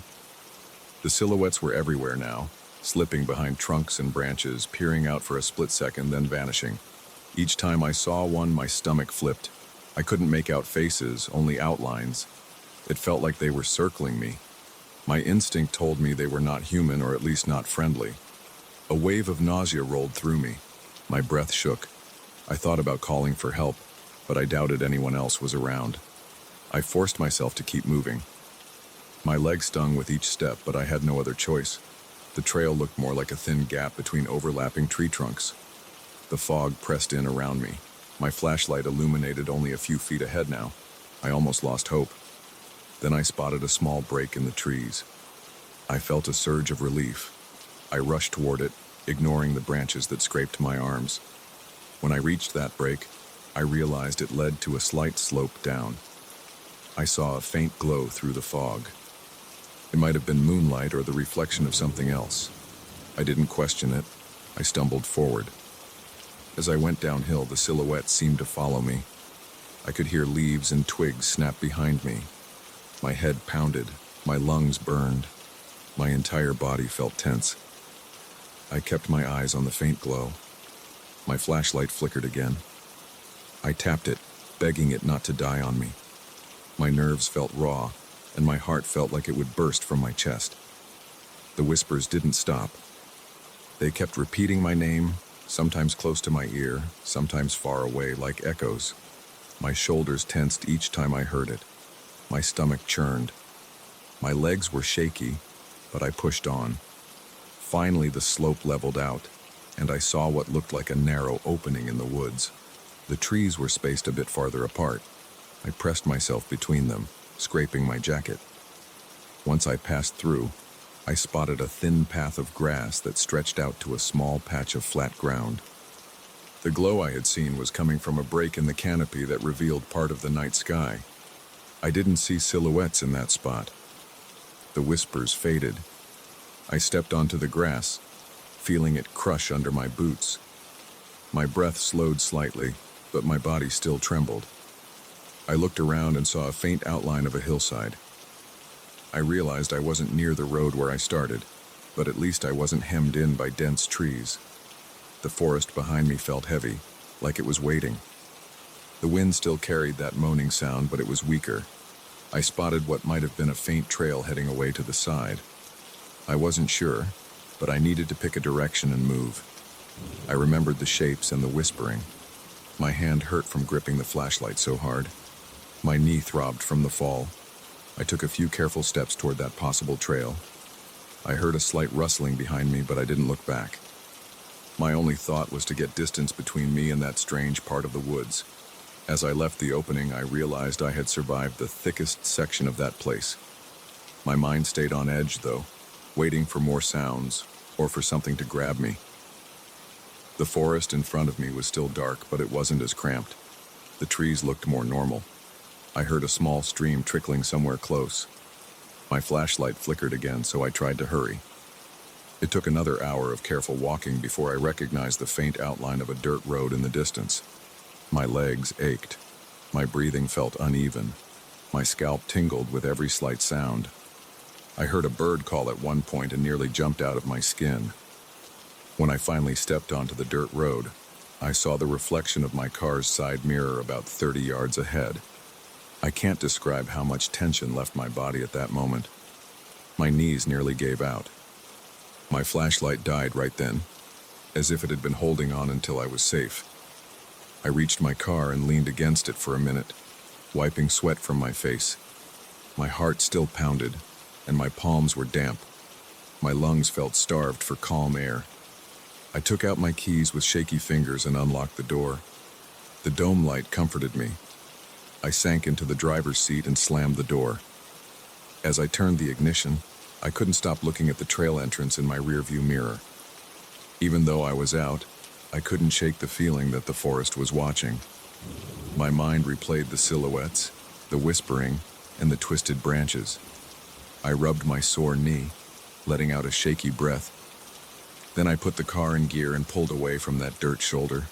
The headlights lit up the road and I kept checking the mirrors, expecting to see something behind me. There was nothing, only darkness. As I drove home, I tried to steady my breathing and clear my thoughts. My throat felt sore from all the shallow breathing. My skin tingled like I had been exposed to something hostile. I just wanted a warm shower and the familiar smell of my apartment. I wanted to feel my own locked door behind me. When I got home, I turned on every light in my place. I dropped my gear by the door, kicked off my muddy boots, and sat on the couch. My hands were still shaking. It took me a while to feel safe. But my mind kept wandering back to that fog, those silhouettes, and the voices calling my name. I still don't know what was out there or what purpose it had. All I know is that I felt like the whole forest was alive and it wanted me to stay. I'm glad I left when I did, and I won't be going back.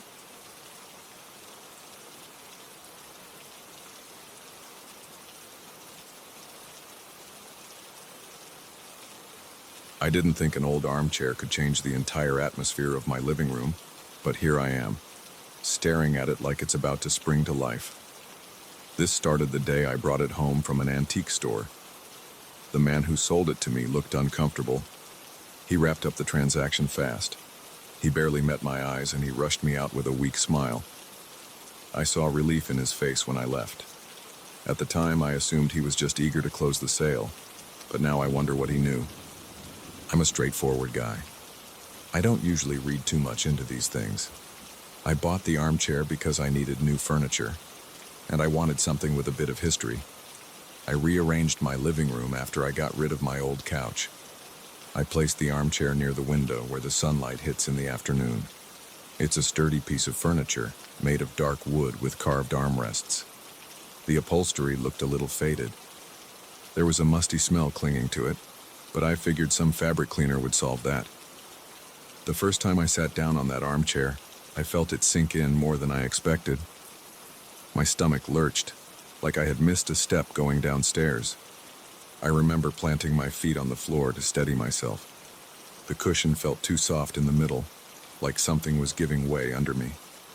But I checked later, and the wood frame seemed solid. There wasn't any visible damage. I just shrugged it off. The next few days felt normal, except for a strange tension in the living room. I'd walk in, and the armchair would catch my eye. I caught myself staring at it for no reason, feeling a weird flutter in my chest. I told myself I was overthinking. It's just an old piece of furniture. It had a small stain on one side, like a spill that never got cleaned properly. The wood was chipped along one leg. Nothing out of the ordinary for something from an antique store. Within a week, though, I noticed something that made me uneasy. I was about to sit on the armchair when I saw faint impressions on the seat. They looked like someone had just been sitting there. It wasn't just one area either. It was shaped almost like a body had pressed down on the cushion. I hovered my hand above it. The spot felt warm, like it was recently in use. I checked the room. My apartment was empty. I live alone. I didn't have any visitors that day. Still, the cushion looked pressed down, and that sight made the hair on my arms rise. I walked around the armchair thinking I must have left it like that myself. But I remembered sitting on the couch across the room all morning using my laptop. I don't like that feeling of confusion, so I tried to move on. I told myself it was just old furniture that sags in weird ways.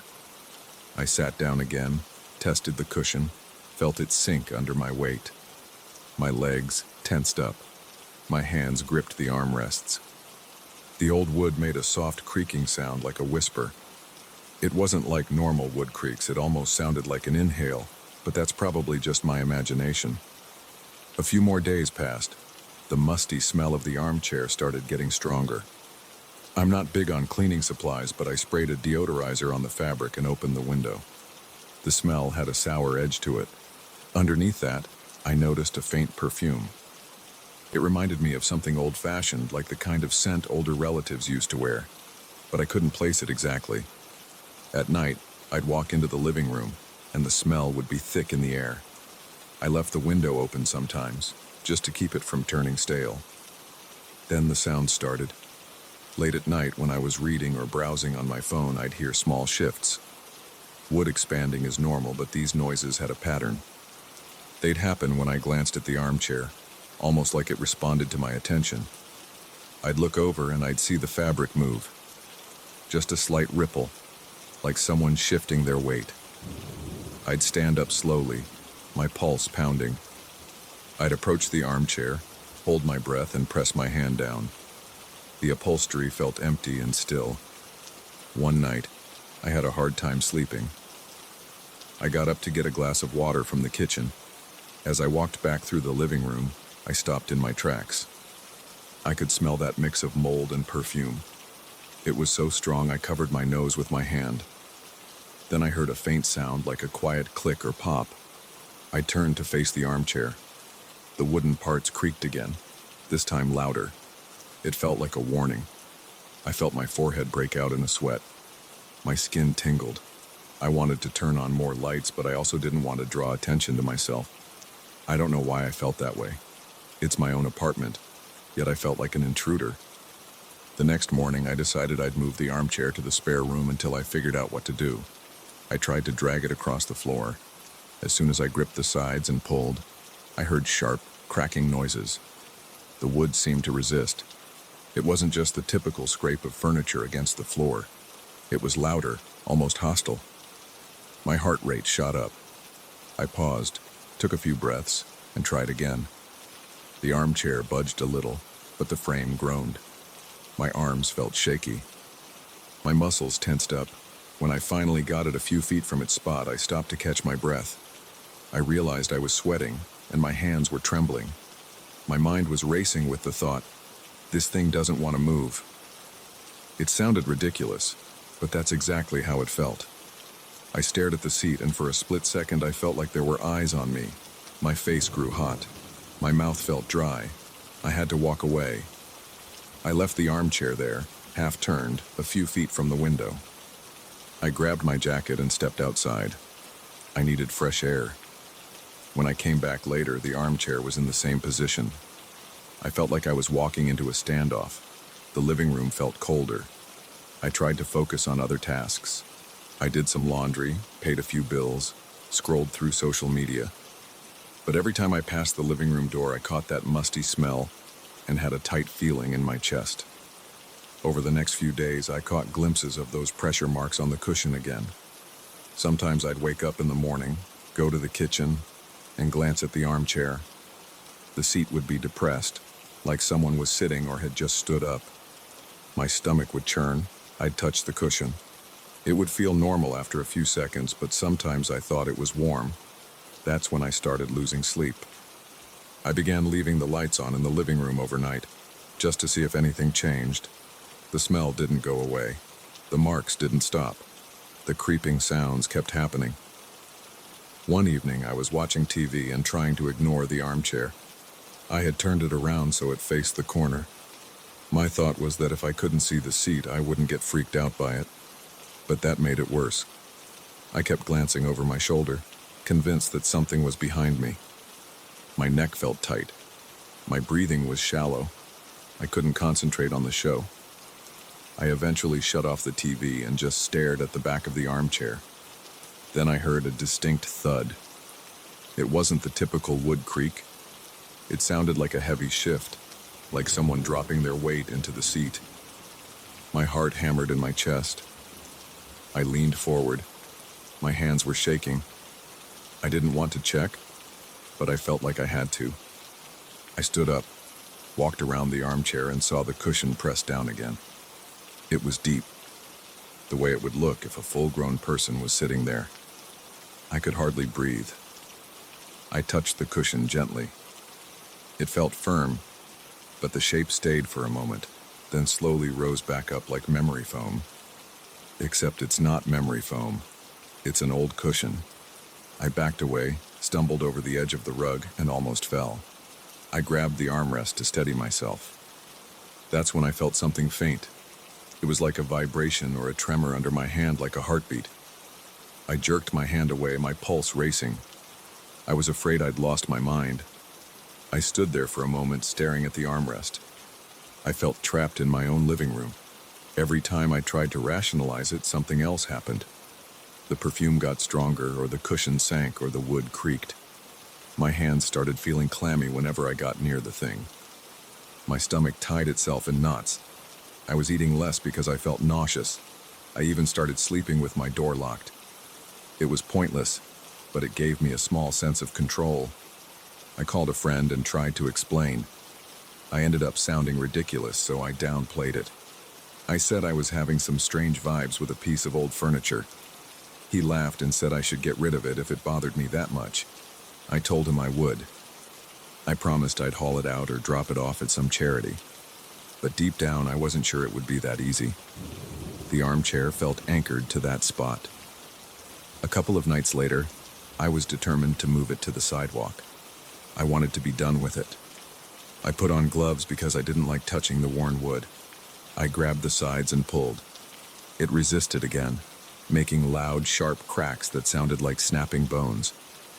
I tensed up. My arms shook. I kept dragging it inch by inch towards the doorway. The perfume smell filled my nostrils. My eyes watered.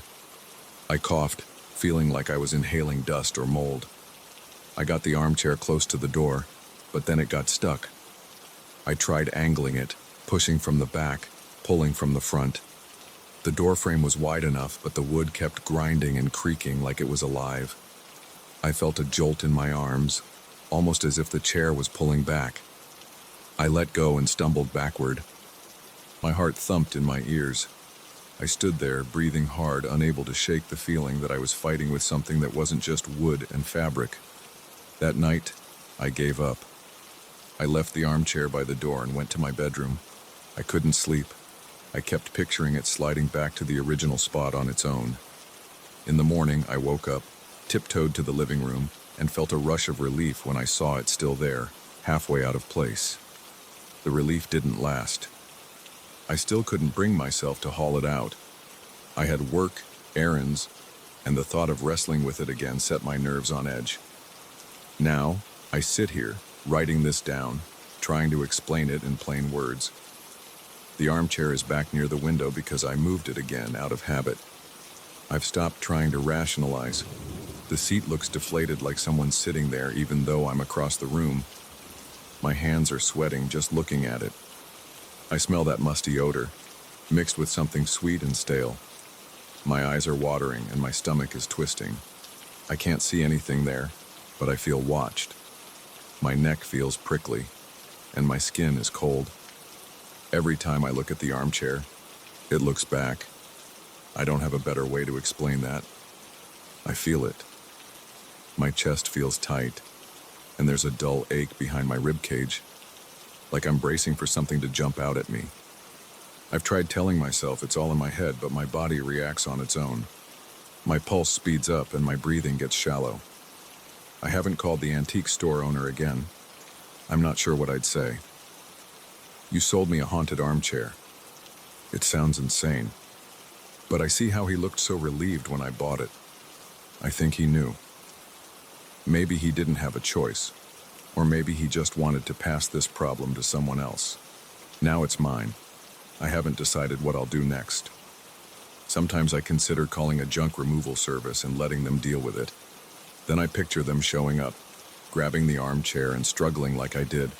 I picture their confused faces, the creaks and cracks, the smell that follows. I wonder if it would even leave the apartment. The idea of fighting it again makes me sweat. Right now, I'm just trying to keep my distance. It's across the room, but I feel like it's closer than that. My nerves are frayed and my head is pounding. I hear a noise from the armchair's direction, a soft groan. I clench my teeth. I refuse to go near it tonight. I'm done trying to prove anything to myself. I'm just waiting, but I'm not sure what I'm waiting for. I haven't told anyone the full story. I can't handle the thought of them laughing at me. So I go on with my day, ignoring the tension in my gut. Every night, though, I'm aware of that seat, that invisible weight, those creaks. The feeling of being watched never goes away. It's like living with a constant chill. I'm jumpy. I flinch at small sounds, and I don't even like to turn the lights off. That's how it stands for now. I bought a used armchair, and my life changed in ways I never anticipated. I don't know how to get rid of it, and I'm not sure if there's something attached to it. All I know is that I feel trapped in my own home, with a piece of furniture that shouldn't be able to make me feel this way. Every time I look at it, I sense a presence. I can't prove it, but I feel it in my bones. And I regret the day I went to that antique store. I regret wanting something with history, because now I can't escape whatever came with it.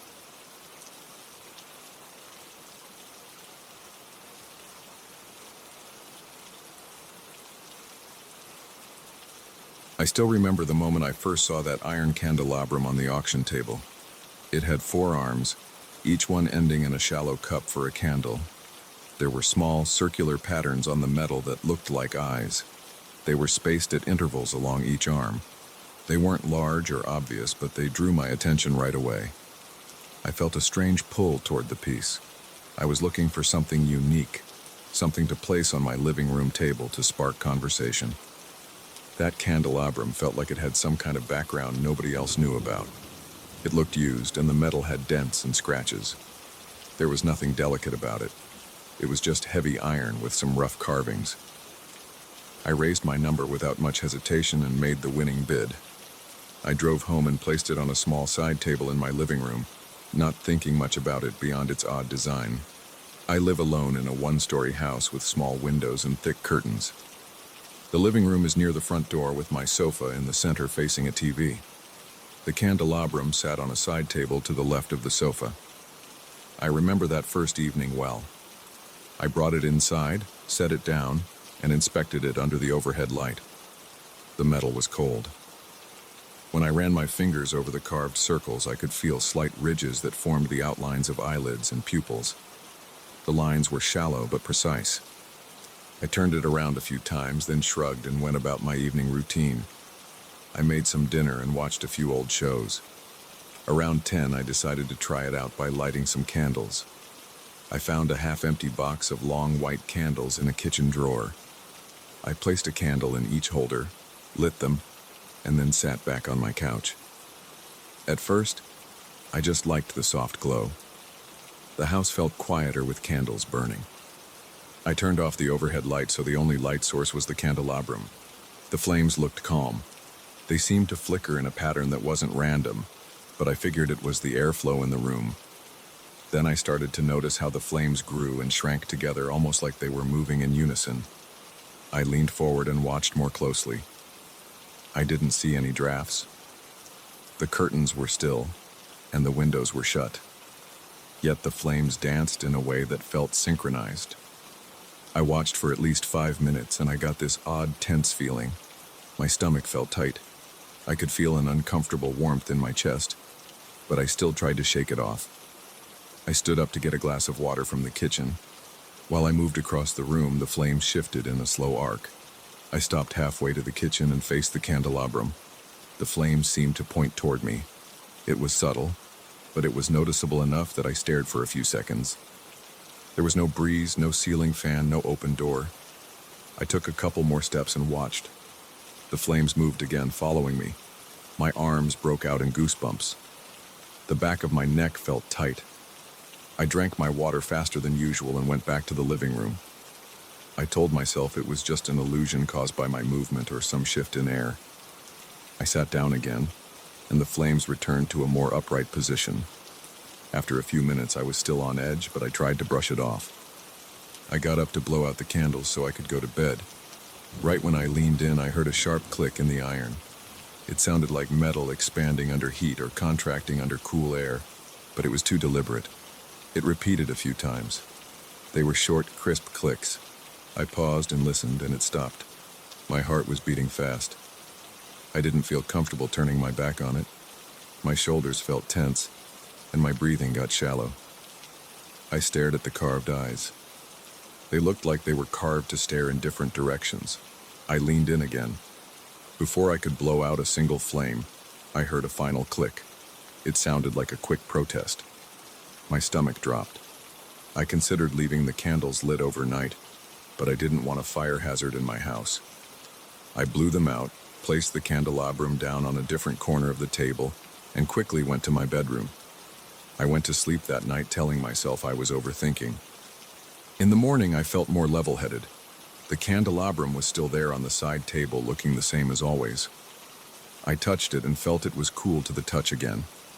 It left a bit of a black residue on my fingers like some old soot. I wiped my hands on a tissue. I decided I wouldn't light it again for a while.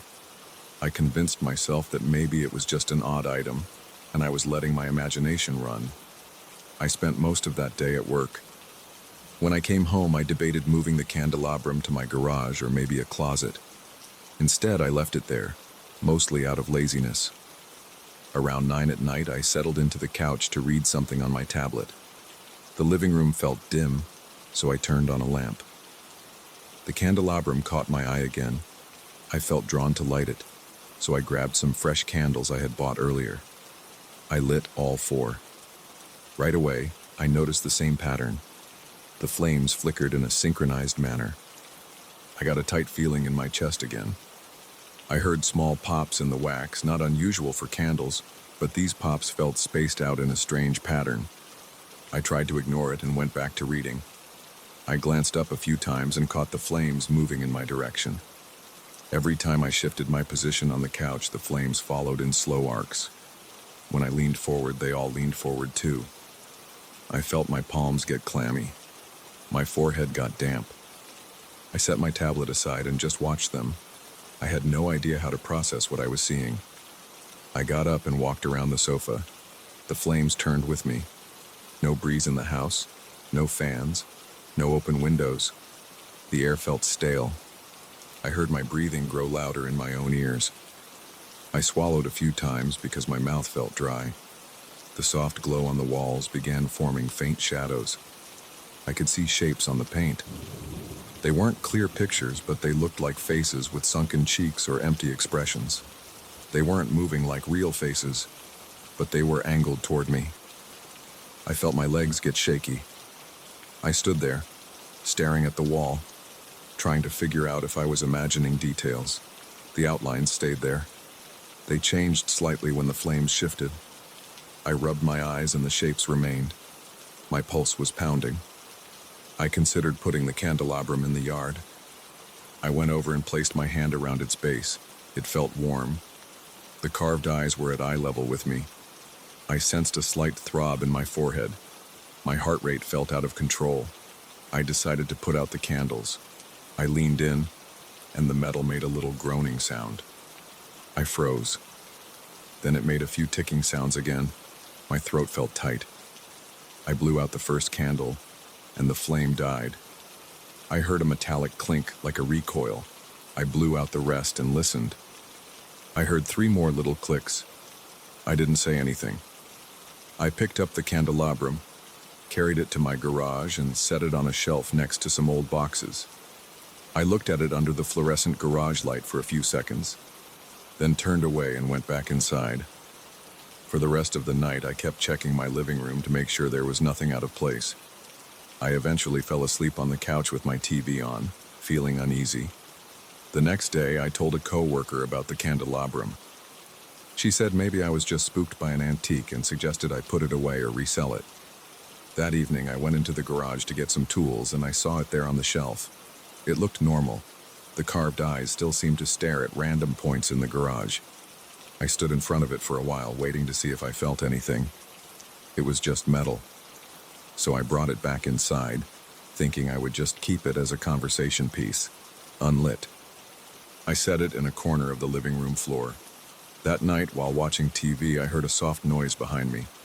It sounded like a faint clang of metal. I muted the TV. The room felt quiet. My eyes drifted toward that corner. The candelabrum was right where I left it. The air felt heavy. There was no movement, but I felt that same uncomfortable sensation in my stomach. I told myself it was my imagination, so I turned the TV's volume back on. After a few minutes, I heard another faint metal noise. This time, it was more like a click. I got up and approached the candelabrum. I didn't see anything move, but I felt tense. I put a hand on it. It wasn't warm.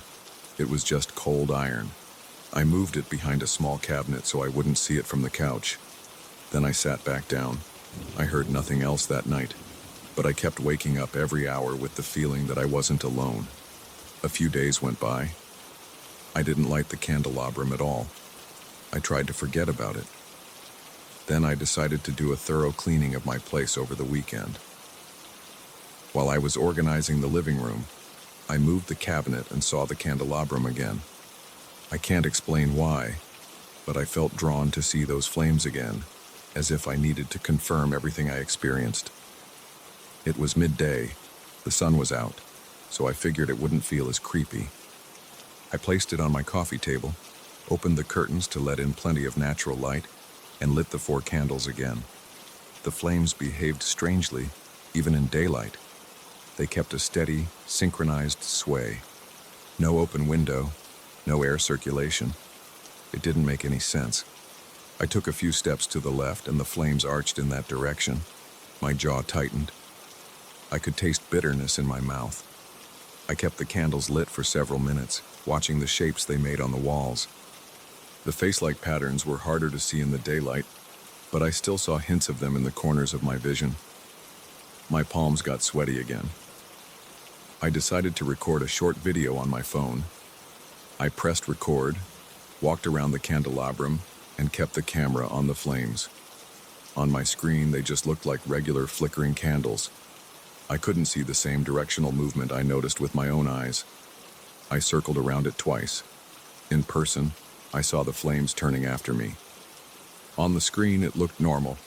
I stopped recording and replayed the video. Everything looked ordinary. My chest felt heavy. I considered calling someone, but I knew how it would sound. I didn't want people thinking I was jumping at shadows. I spent the next hour near the candelabrum, but I never got used to the feeling. My shoulders were tense. I took short breaths. I took the candles out and set them aside. I left the candelabrum on the coffee table. I figured maybe if I kept it in plain view, it would become more familiar, and I'd stop feeling so uneasy. That didn't happen. Every time I walked through the room, I had the sense that I was being watched. My skin would get prickly, and I'd move faster than usual to get wherever I was going. That night, around midnight, I got restless and decided to do one final test. I put the candles back in, lit them, and turned off all the other lights. The flames moved immediately, leaning in my direction. My ears felt hot. My lips felt dry. I paced around the living room, and they followed me, one by one.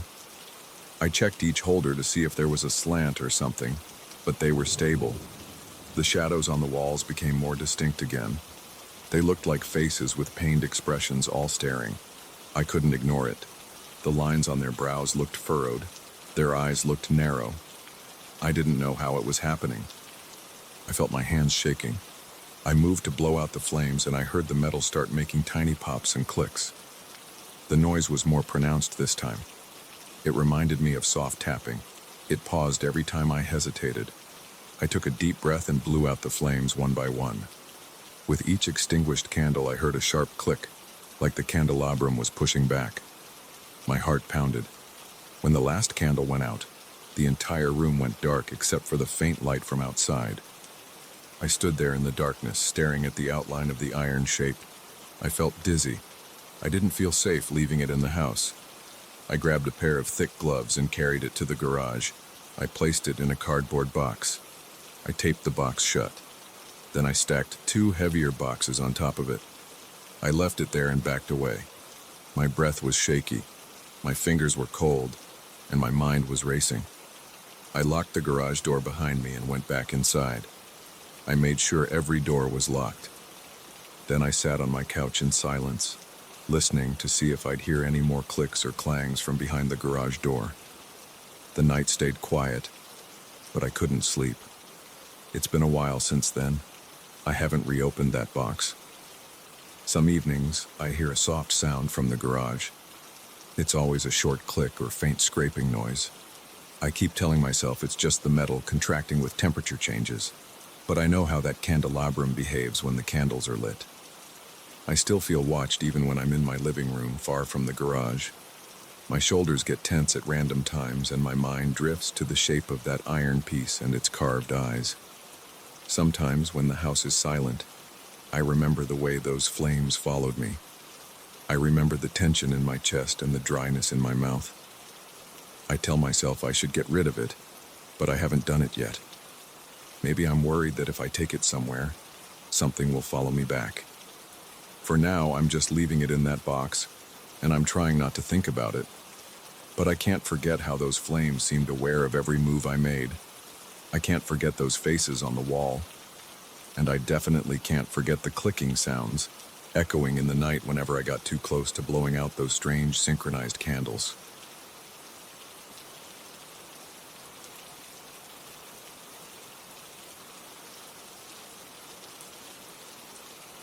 I still remember the day I walked through that small curiosity market. I had gone there to look for a cheap side table or maybe an old lamp. I didn't plan on buying anything unusual, but I saw this black umbrella. It had silver embroidery on the fabric. The handle felt solid and the tip looked sharp. I picked it up and felt a slight chill. I didn't think much about it in that moment. I liked the way it looked, so I handed over some cash and took it home. I'm a quiet guy in my early 30s. I live alone in a one-bedroom apartment. I work in a local office handling accounts and paperwork. My place is small, with a living room that connects to a kitchen and a narrow hallway leading to my bedroom. A single bathroom sits at the end of that hallway. I keep the lights on most of the time because the apartment feels dim, even in the afternoon. I don't collect strange things, so that umbrella was my first real odd purchase in a while. The day I got home, I leaned the umbrella near the front door, standing it upright against the wall. I went about my evening. I heated up some leftover pasta, turned on the TV, and relaxed. At around 8 p.m., I decided to move the umbrella to the hall closet, but it wasn't where I had left it. I looked around the living room and I found it resting against the arm of my couch. I frowned. I didn't remember moving it. It didn't seem like a big deal. I assumed I'd picked it up without thinking. I stored it in my closet, propped between some coats, and I went on with my evening. I slept fine that night. The next morning, I left for work at around 7:30 a.m. When I got back at 6 p.m., I saw the umbrella in my living room. It was lying across my coffee table. My door was locked when I entered, and there's no spare key. I felt a small spike of unease. I walked up to the umbrella, lifted it, and checked it for damage. The fabric was smooth and the handle was still sturdy. I thought maybe I had forgotten to put it back in the closet that morning. It bothered me, but I tried to ignore it. Over the next few days, I kept finding that umbrella in different spots. I left it in the hallway, then I found it on the kitchen counter. I left it in the closet again, but then it appeared behind my couch. Sometimes I heard a light tap at night, like something hitting the floor or knocking against a wall. The first time I heard that, I got up and looked around. My apartment was quiet and I felt a tightness in my chest. I looked in every room. I found the umbrella on the floor near the bathroom door. It was closed, but the handle faced the hallway as though someone had tossed it there. My breathing got heavier because I knew I hadn't done that. I started to feel nervous. My palms got sweaty whenever I thought about that umbrella. I decided to do a small test. I took it to my bedroom. I placed it in a corner, leaning it carefully so it wouldn't slip. Then I closed my bedroom door. I stayed in the living room for a couple of hours, watching some late-night talk shows. Around midnight, I walked back to my bedroom. I paused outside the door and listened. The handle on the door felt cool against my palm. I opened it, turned on the light, and saw the umbrella resting on my bed. It was pointed toward the pillows. My heart rate spiked, and I felt goosebumps on my arms. I checked the windows. They were closed, and there was no sign of forced entry. I picked up the umbrella. The fabric was dry and smooth. I felt a low buzz of fear in my chest. I tried to think logically. Maybe I was sleepwalking or forgetting things, but it didn't make sense. I placed it back in the closet and shut the door. Then I dragged a small table in front of the closet door. I left the light on and went to bed. That night I woke up because I heard a rustling noise near my hallway. It was soft, like fabric brushing against a wall. My mind raced, but I didn't get out of bed. I stayed there, my heart pounding. I listened, but after a while I didn't hear anything else, so I eventually fell asleep again. The next morning I got up and walked toward the closet. The table was still in front of the door. I pushed it aside. The closet door was shut. I opened it and saw that the umbrella wasn't there. My head felt light and my hands shook. I took a step back. I checked the living room, the bathroom, and the kitchen. I couldn't find it. I felt relief for a moment. I thought maybe I had lost it somehow, even though that didn't make sense. Then I opened the front door to leave for work. I looked down and saw the umbrella leaning against the wall outside my apartment door. My heart seemed to skip a beat and I stared at it for a moment. Then I grabbed it, brought it back inside, and tossed it in the corner of my living room. At work, I felt on edge. My thoughts kept drifting to the umbrella. I had a tight feeling in my stomach. My shoulders felt stiff and I snapped at a coworker when he asked me a routine question. I muttered an apology, but I didn't explain why I was upset. I just wanted to get through the day. When I finally got home, it was around 7 p.m. I opened the door slowly and glanced inside. I half expected to see the umbrella right there, but it wasn't. I stepped in, turned on the lights, and saw it near my couch. It was upright, leaning perfectly straight. I still felt fear, but I also felt a little anger. I said out loud, "Stay there." My voice shook. I felt foolish, but I was losing my patience. I grabbed a roll of duct tape and decided to wrap the umbrella shut. I bound the canopy so it wouldn't open. I wound the tape around it several times and left it on the floor. I watched some TV with the volume turned up, trying to drown out any noise. I stayed awake until around midnight. I kept checking the umbrella. It didn't move while I was watching. I finally turned off the lights and went to bed. I felt cold sweat on my forehead, and I locked my bedroom door. A loud tapping on my front door woke me around 3 a.m. It sounded firm, like someone using a stick to knock. My heart pounded as I sat up in bed. I listened for a moment. The tapping came again, more insistent. I thought maybe it was the umbrella hitting the inside of my door. I swung my legs off the bed, stood up, and felt my knees shake. I went to the door, keeping the lights off, and I placed my ear against it. The tapping continued. I took a deep breath, unlocked the door, and opened it. I saw the umbrella on the other side, still wrapped in duct tape. There were faint scratch marks on the door's surface just above the knob. I couldn't speak. I felt sweat drip down the side of my face. I grabbed it and pulled it inside. I shoved it into the closet, then I pushed a chair in front of the closet door. I felt wide awake and I paced around my apartment until sunrise. I went to work feeling exhausted. I kept imagining that sound in my head, the tapping at 3 a.m. It gave me chills. When I returned home, I found the closet door open, the chair moved to the middle of the living room, and the umbrella leaning next to it. I didn't see any rips in the duct tape, and it was still wound around the fabric. But the handle was tilted toward me as if inviting me to pick it up. I stared at it. My breathing got shallow. I paced around it, trying to understand how it had moved. Then I decided to just leave it and order takeout.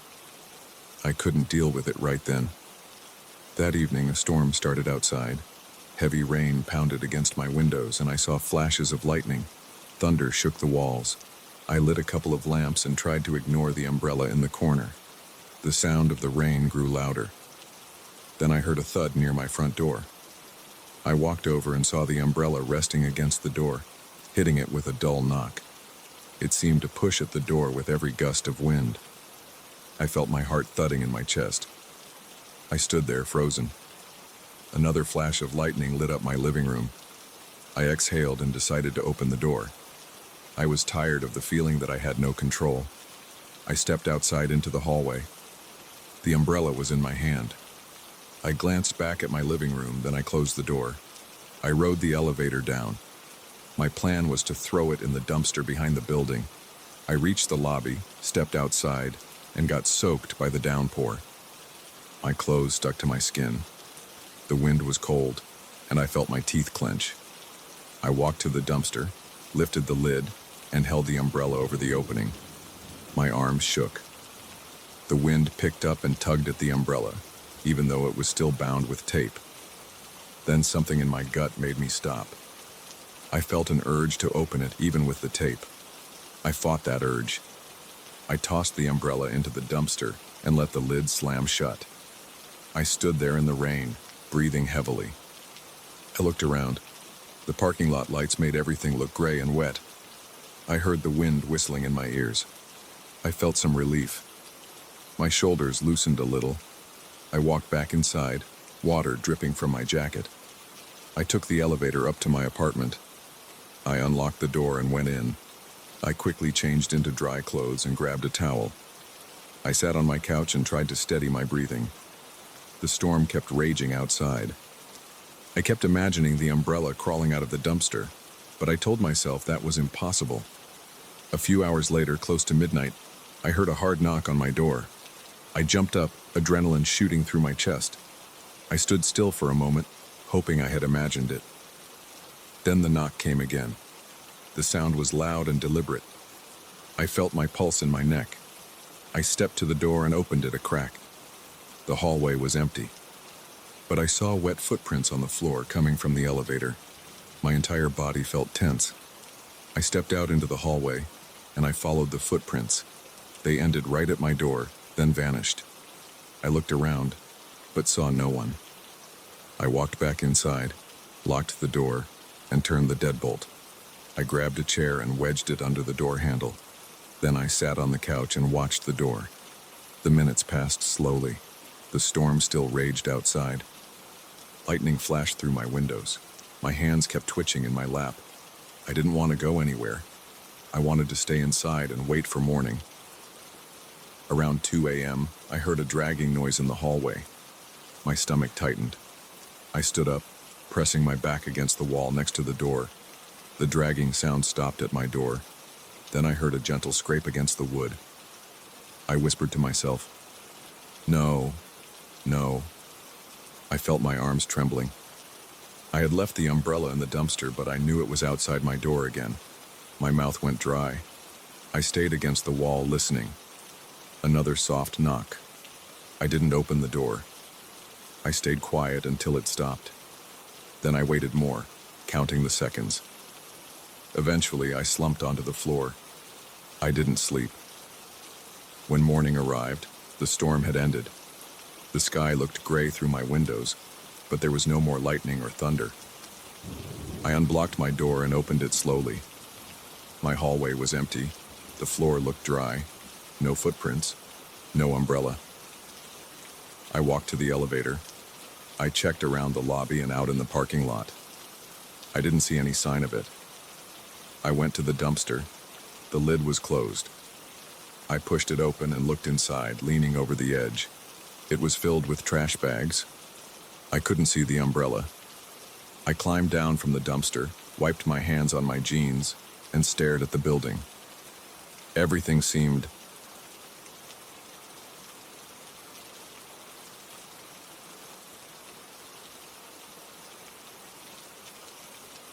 I never thought a painting could grab me by the throat and refuse to let go. The first time I saw it, I felt a chill across my shoulders. I was standing in my aunt's living room in a town I barely knew, staring at a package wrapped in old paper. She'd left it for me with a short note. It read, "From a distant cousin. I don't know anything else." That was it. I opened the package and found a dark landscape with dead trees and a purplish sky. It looked stiff at first, but something about it bothered me. I felt a strange tingle under my skin. That was my introduction to the painting that changed my life. I brought the painting home that same night. I live in a small apartment on the third floor of a brownstone building. There's a narrow hallway leading to my living room. I hung the painting there, thinking it would be out of the way. I didn't want to stare at it all the time, but I also felt curious. I can't explain why I hung it so quickly. Maybe I wanted to see if that odd feeling would come back. I remember flipping on the hallway light and checking the corners of the canvas. I didn't see any clues about who painted it. The frame felt cold to the touch, like metal left outside in winter.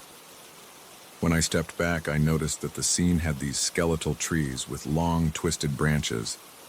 They pointed in all directions, almost like they were reaching for something. The sky wasn't just purple. It had this weird, murky quality. The clouds were thick and they seemed to have faint shapes embedded in them, but I couldn't make anything out. As I stood there staring, I heard a low moan. It wasn't loud. It sounded like wind passing through a crack under the door, but I'm certain it came from inside the painting. My chest tightened and my mouth went dry. I glanced around my hallway to check if I was hearing some plumbing noise or a breeze from a window, but everything was still. I didn't sleep well that night. I stayed up in my living room, flicking channels on the TV. My mind kept wandering back to the painting. At around midnight, I walked over to the hallway and turned on the light. The painting was there, silent. I leaned in to inspect it. The brush strokes looked normal. I put my ear close to the canvas. I didn't hear anything. My arms felt tense. My breathing was shallow. I flicked the light off and returned to the couch. I couldn't shake the feeling that there was more than paint on that canvas. Over the next few days, I kept noticing details that I swear weren't there before. On the second day, I saw that one of the clouds had shifted to the right side of the sky. I compared it to my memory of the painting. It looked different. I stood there for a few minutes, tilting my head from side to side, trying to confirm if my eyes were playing tricks on me. The branches of the nearest tree appeared more bent than before, as if they had moved overnight. My stomach felt uneasy. My scalp tingled. I tried to rationalize it. I thought maybe I hadn't paid enough attention before, or maybe the lighting in my hallway changed how I viewed the painting. But deep down, I knew something was off. That evening, I found myself standing in front of the painting again. The hallway light cast a dull glow on the scene. I heard a quiet scraping sound. It was faint, like fingernails on fabric. I pressed my ear against the corner of the frame. The noise stopped. I thought about taking the painting down and storing it somewhere else, maybe in a closet or under my bed. But I hesitated. Part of me wanted to see where this was going. My palms felt sweaty. My heart pounded. I decided to wait it out. By the end of the week, I noticed more changes. The trees in the background seemed closer than before, and the purple clouds looked heavier. I walked up to the painting with a small flashlight. I ran the beam over the painted trees, looking for fresh paint or something that would indicate tampering. Nothing looked wet or altered in a physical sense. The surface of the painting felt normal. I tried to push down on the center of the canvas, but it was firm. I felt a faint vibration under my fingers like a pulse. It was so subtle that I wasn't sure if I was imagining it. At night, when the apartment was silent, I heard a soft voice. It said my name once, in a drawn-out tone. My blood went cold. I didn't move for a few seconds. My breath caught in my throat. The sound came from the hallway, right near the painting. I grabbed my phone and turned on its flashlight. I walked toward that stretch of wall. My footsteps felt heavy. My ears rang. The voice didn't repeat itself. I stared at the painting. The figures in the distance seemed blurry, as if the paint was shifting in front of me. My hands shook. My head felt light, and I had to steady myself against the wall. I considered throwing the painting away, but for some reason I couldn't bring myself to do it. I reasoned that it was an inheritance from a distant relative. I didn't know much about them, but I suspected there had to be some significance. I tried to ignore the painting for a few days. I stayed late at work, visited a friend, and came home only to sleep. But every time I came back, I could sense the painting in my hallway, as if it was watching me approach. I started walking faster past it, but I still felt its presence. I avoided looking at it directly for a while, but I never stopped hearing that low moan once in a while. One night, around 2 a.m, I woke up to the sound of my name being whispered again. My heart raced. My mouth felt dry. I got out of bed and went to the hallway, turning on all the lights. I saw something new in the painting. There was a faint glow around the base of the trees, like a strange fog. I leaned in. My eyes started to burn, and I felt my pupils dilate. The painting seemed to breathe. The surface pulsed slightly like a slow heartbeat. I reached out my hand, pressing my fingertips to the center of the canvas. The fabric felt warm. I jerked my hand back. I felt a soft shock, like static electricity, zip through my wrist and into my elbow. I stumbled backward, pressing myself against the opposite wall. My breathing was fast and shallow. I thought about calling someone, maybe a friend, but I didn't know what I'd say. I decided to do some research. I went to my computer, typed in keywords: dark landscape painting, moving paintings, haunted art, purple sky, anything I could think of. I came across various paranormal forums, but nothing matched exactly. I found a few stories about cursed items, but they sounded like urban legends. I started to sweat. My living room felt too hot. I opened a window for air. My nerves were on edge. The next day, I tried to go about my routine. I drank coffee, took a shower, and left for work. I work in an office with plain walls and standard desks. I stared at spreadsheets, but my mind stayed on the painting. I felt a headache coming on in the early afternoon. My coworker asked if I was okay. I lied and said it was just stress. By the time I drove home, my hands were shaking on the steering wheel. I didn't know what I would find in my hallway. I felt a cold sweat on the back of my neck. My stomach cramped with anxiety. I considered sleeping in my car, but that sounded ridiculous. When I opened the door to my apartment, I smelled something faint. It was like damp earth. I sniffed the air, then realized it was coming from the hallway. The painting seemed darker than before. The clouds had shifted even more, and the trees looked like they had grown in height. I stared at it for a few seconds, my heart thumping so hard I could hear it. I took a few steps forward. I saw movement in the lower portion of the painting. The fog or mist around the tree trunks was swirling. My hands clenched into fists. I exhaled slowly, walked to the closet, and grabbed a large sheet. I returned to the painting and threw the sheet over it. Then I walked away. I hoped that would at least help me ignore it. But even with the painting covered, I heard those sounds at night. The moan was louder and my name seemed clearer. It echoed in my head. I couldn't sleep well. I paced around my living room, forcing myself not to look at the hallway.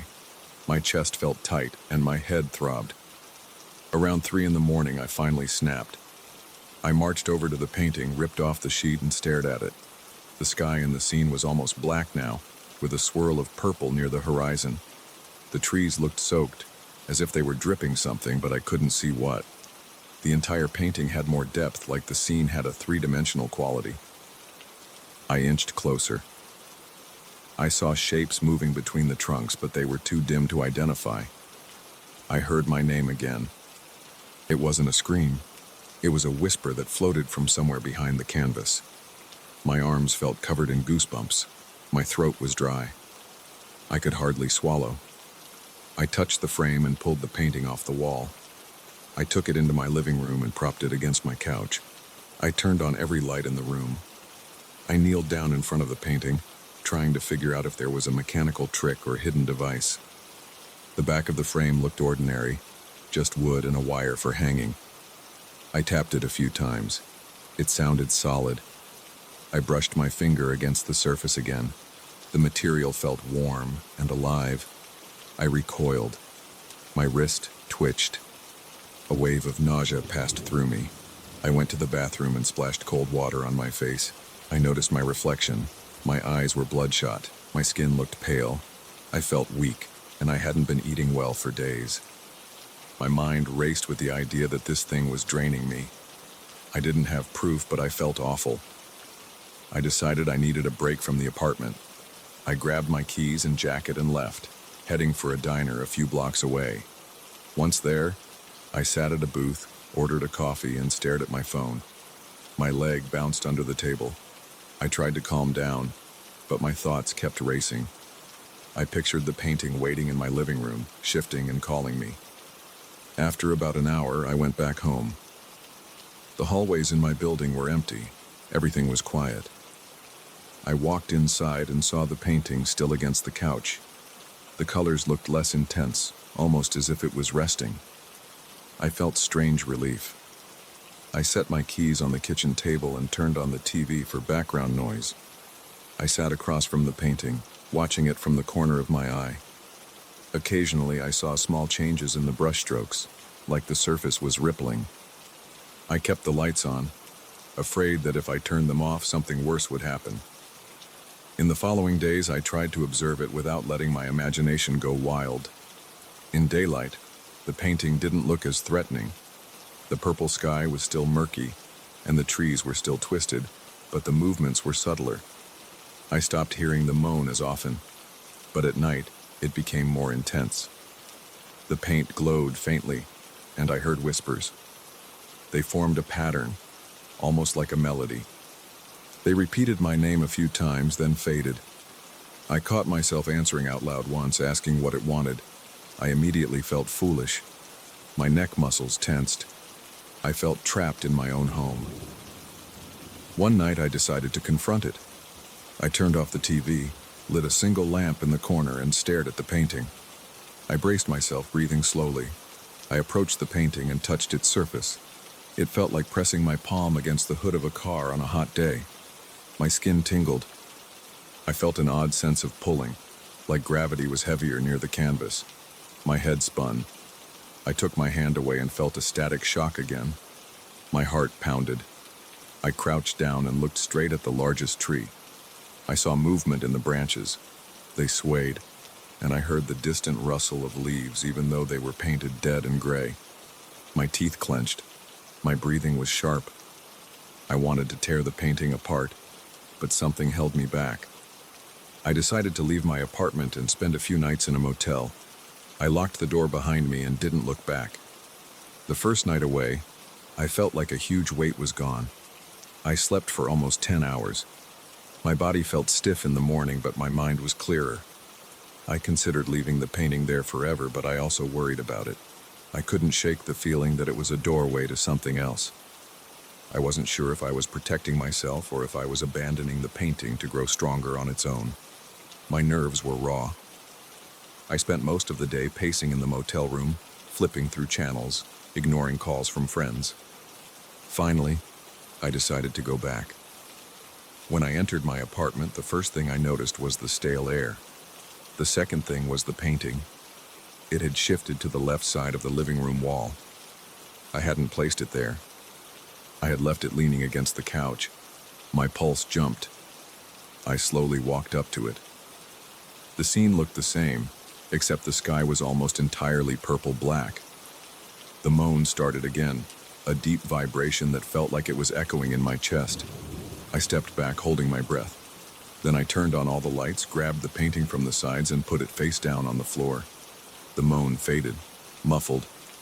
That's where things stand now. The painting is still in my apartment, face down on the floor. I can feel its energy through the wooden frame. Sometimes I hear it scraping against the floor, like it's trying to turn itself over. My anxiety is constant, but I'm trying to stay grounded by keeping busy. I avoid that corner of the living room. I keep telling myself I'll get rid of it, but I haven't done it yet. It's my inheritance, and I don't know if that means I'm stuck with it. I'm scared to touch it again. My body shakes when I think about it.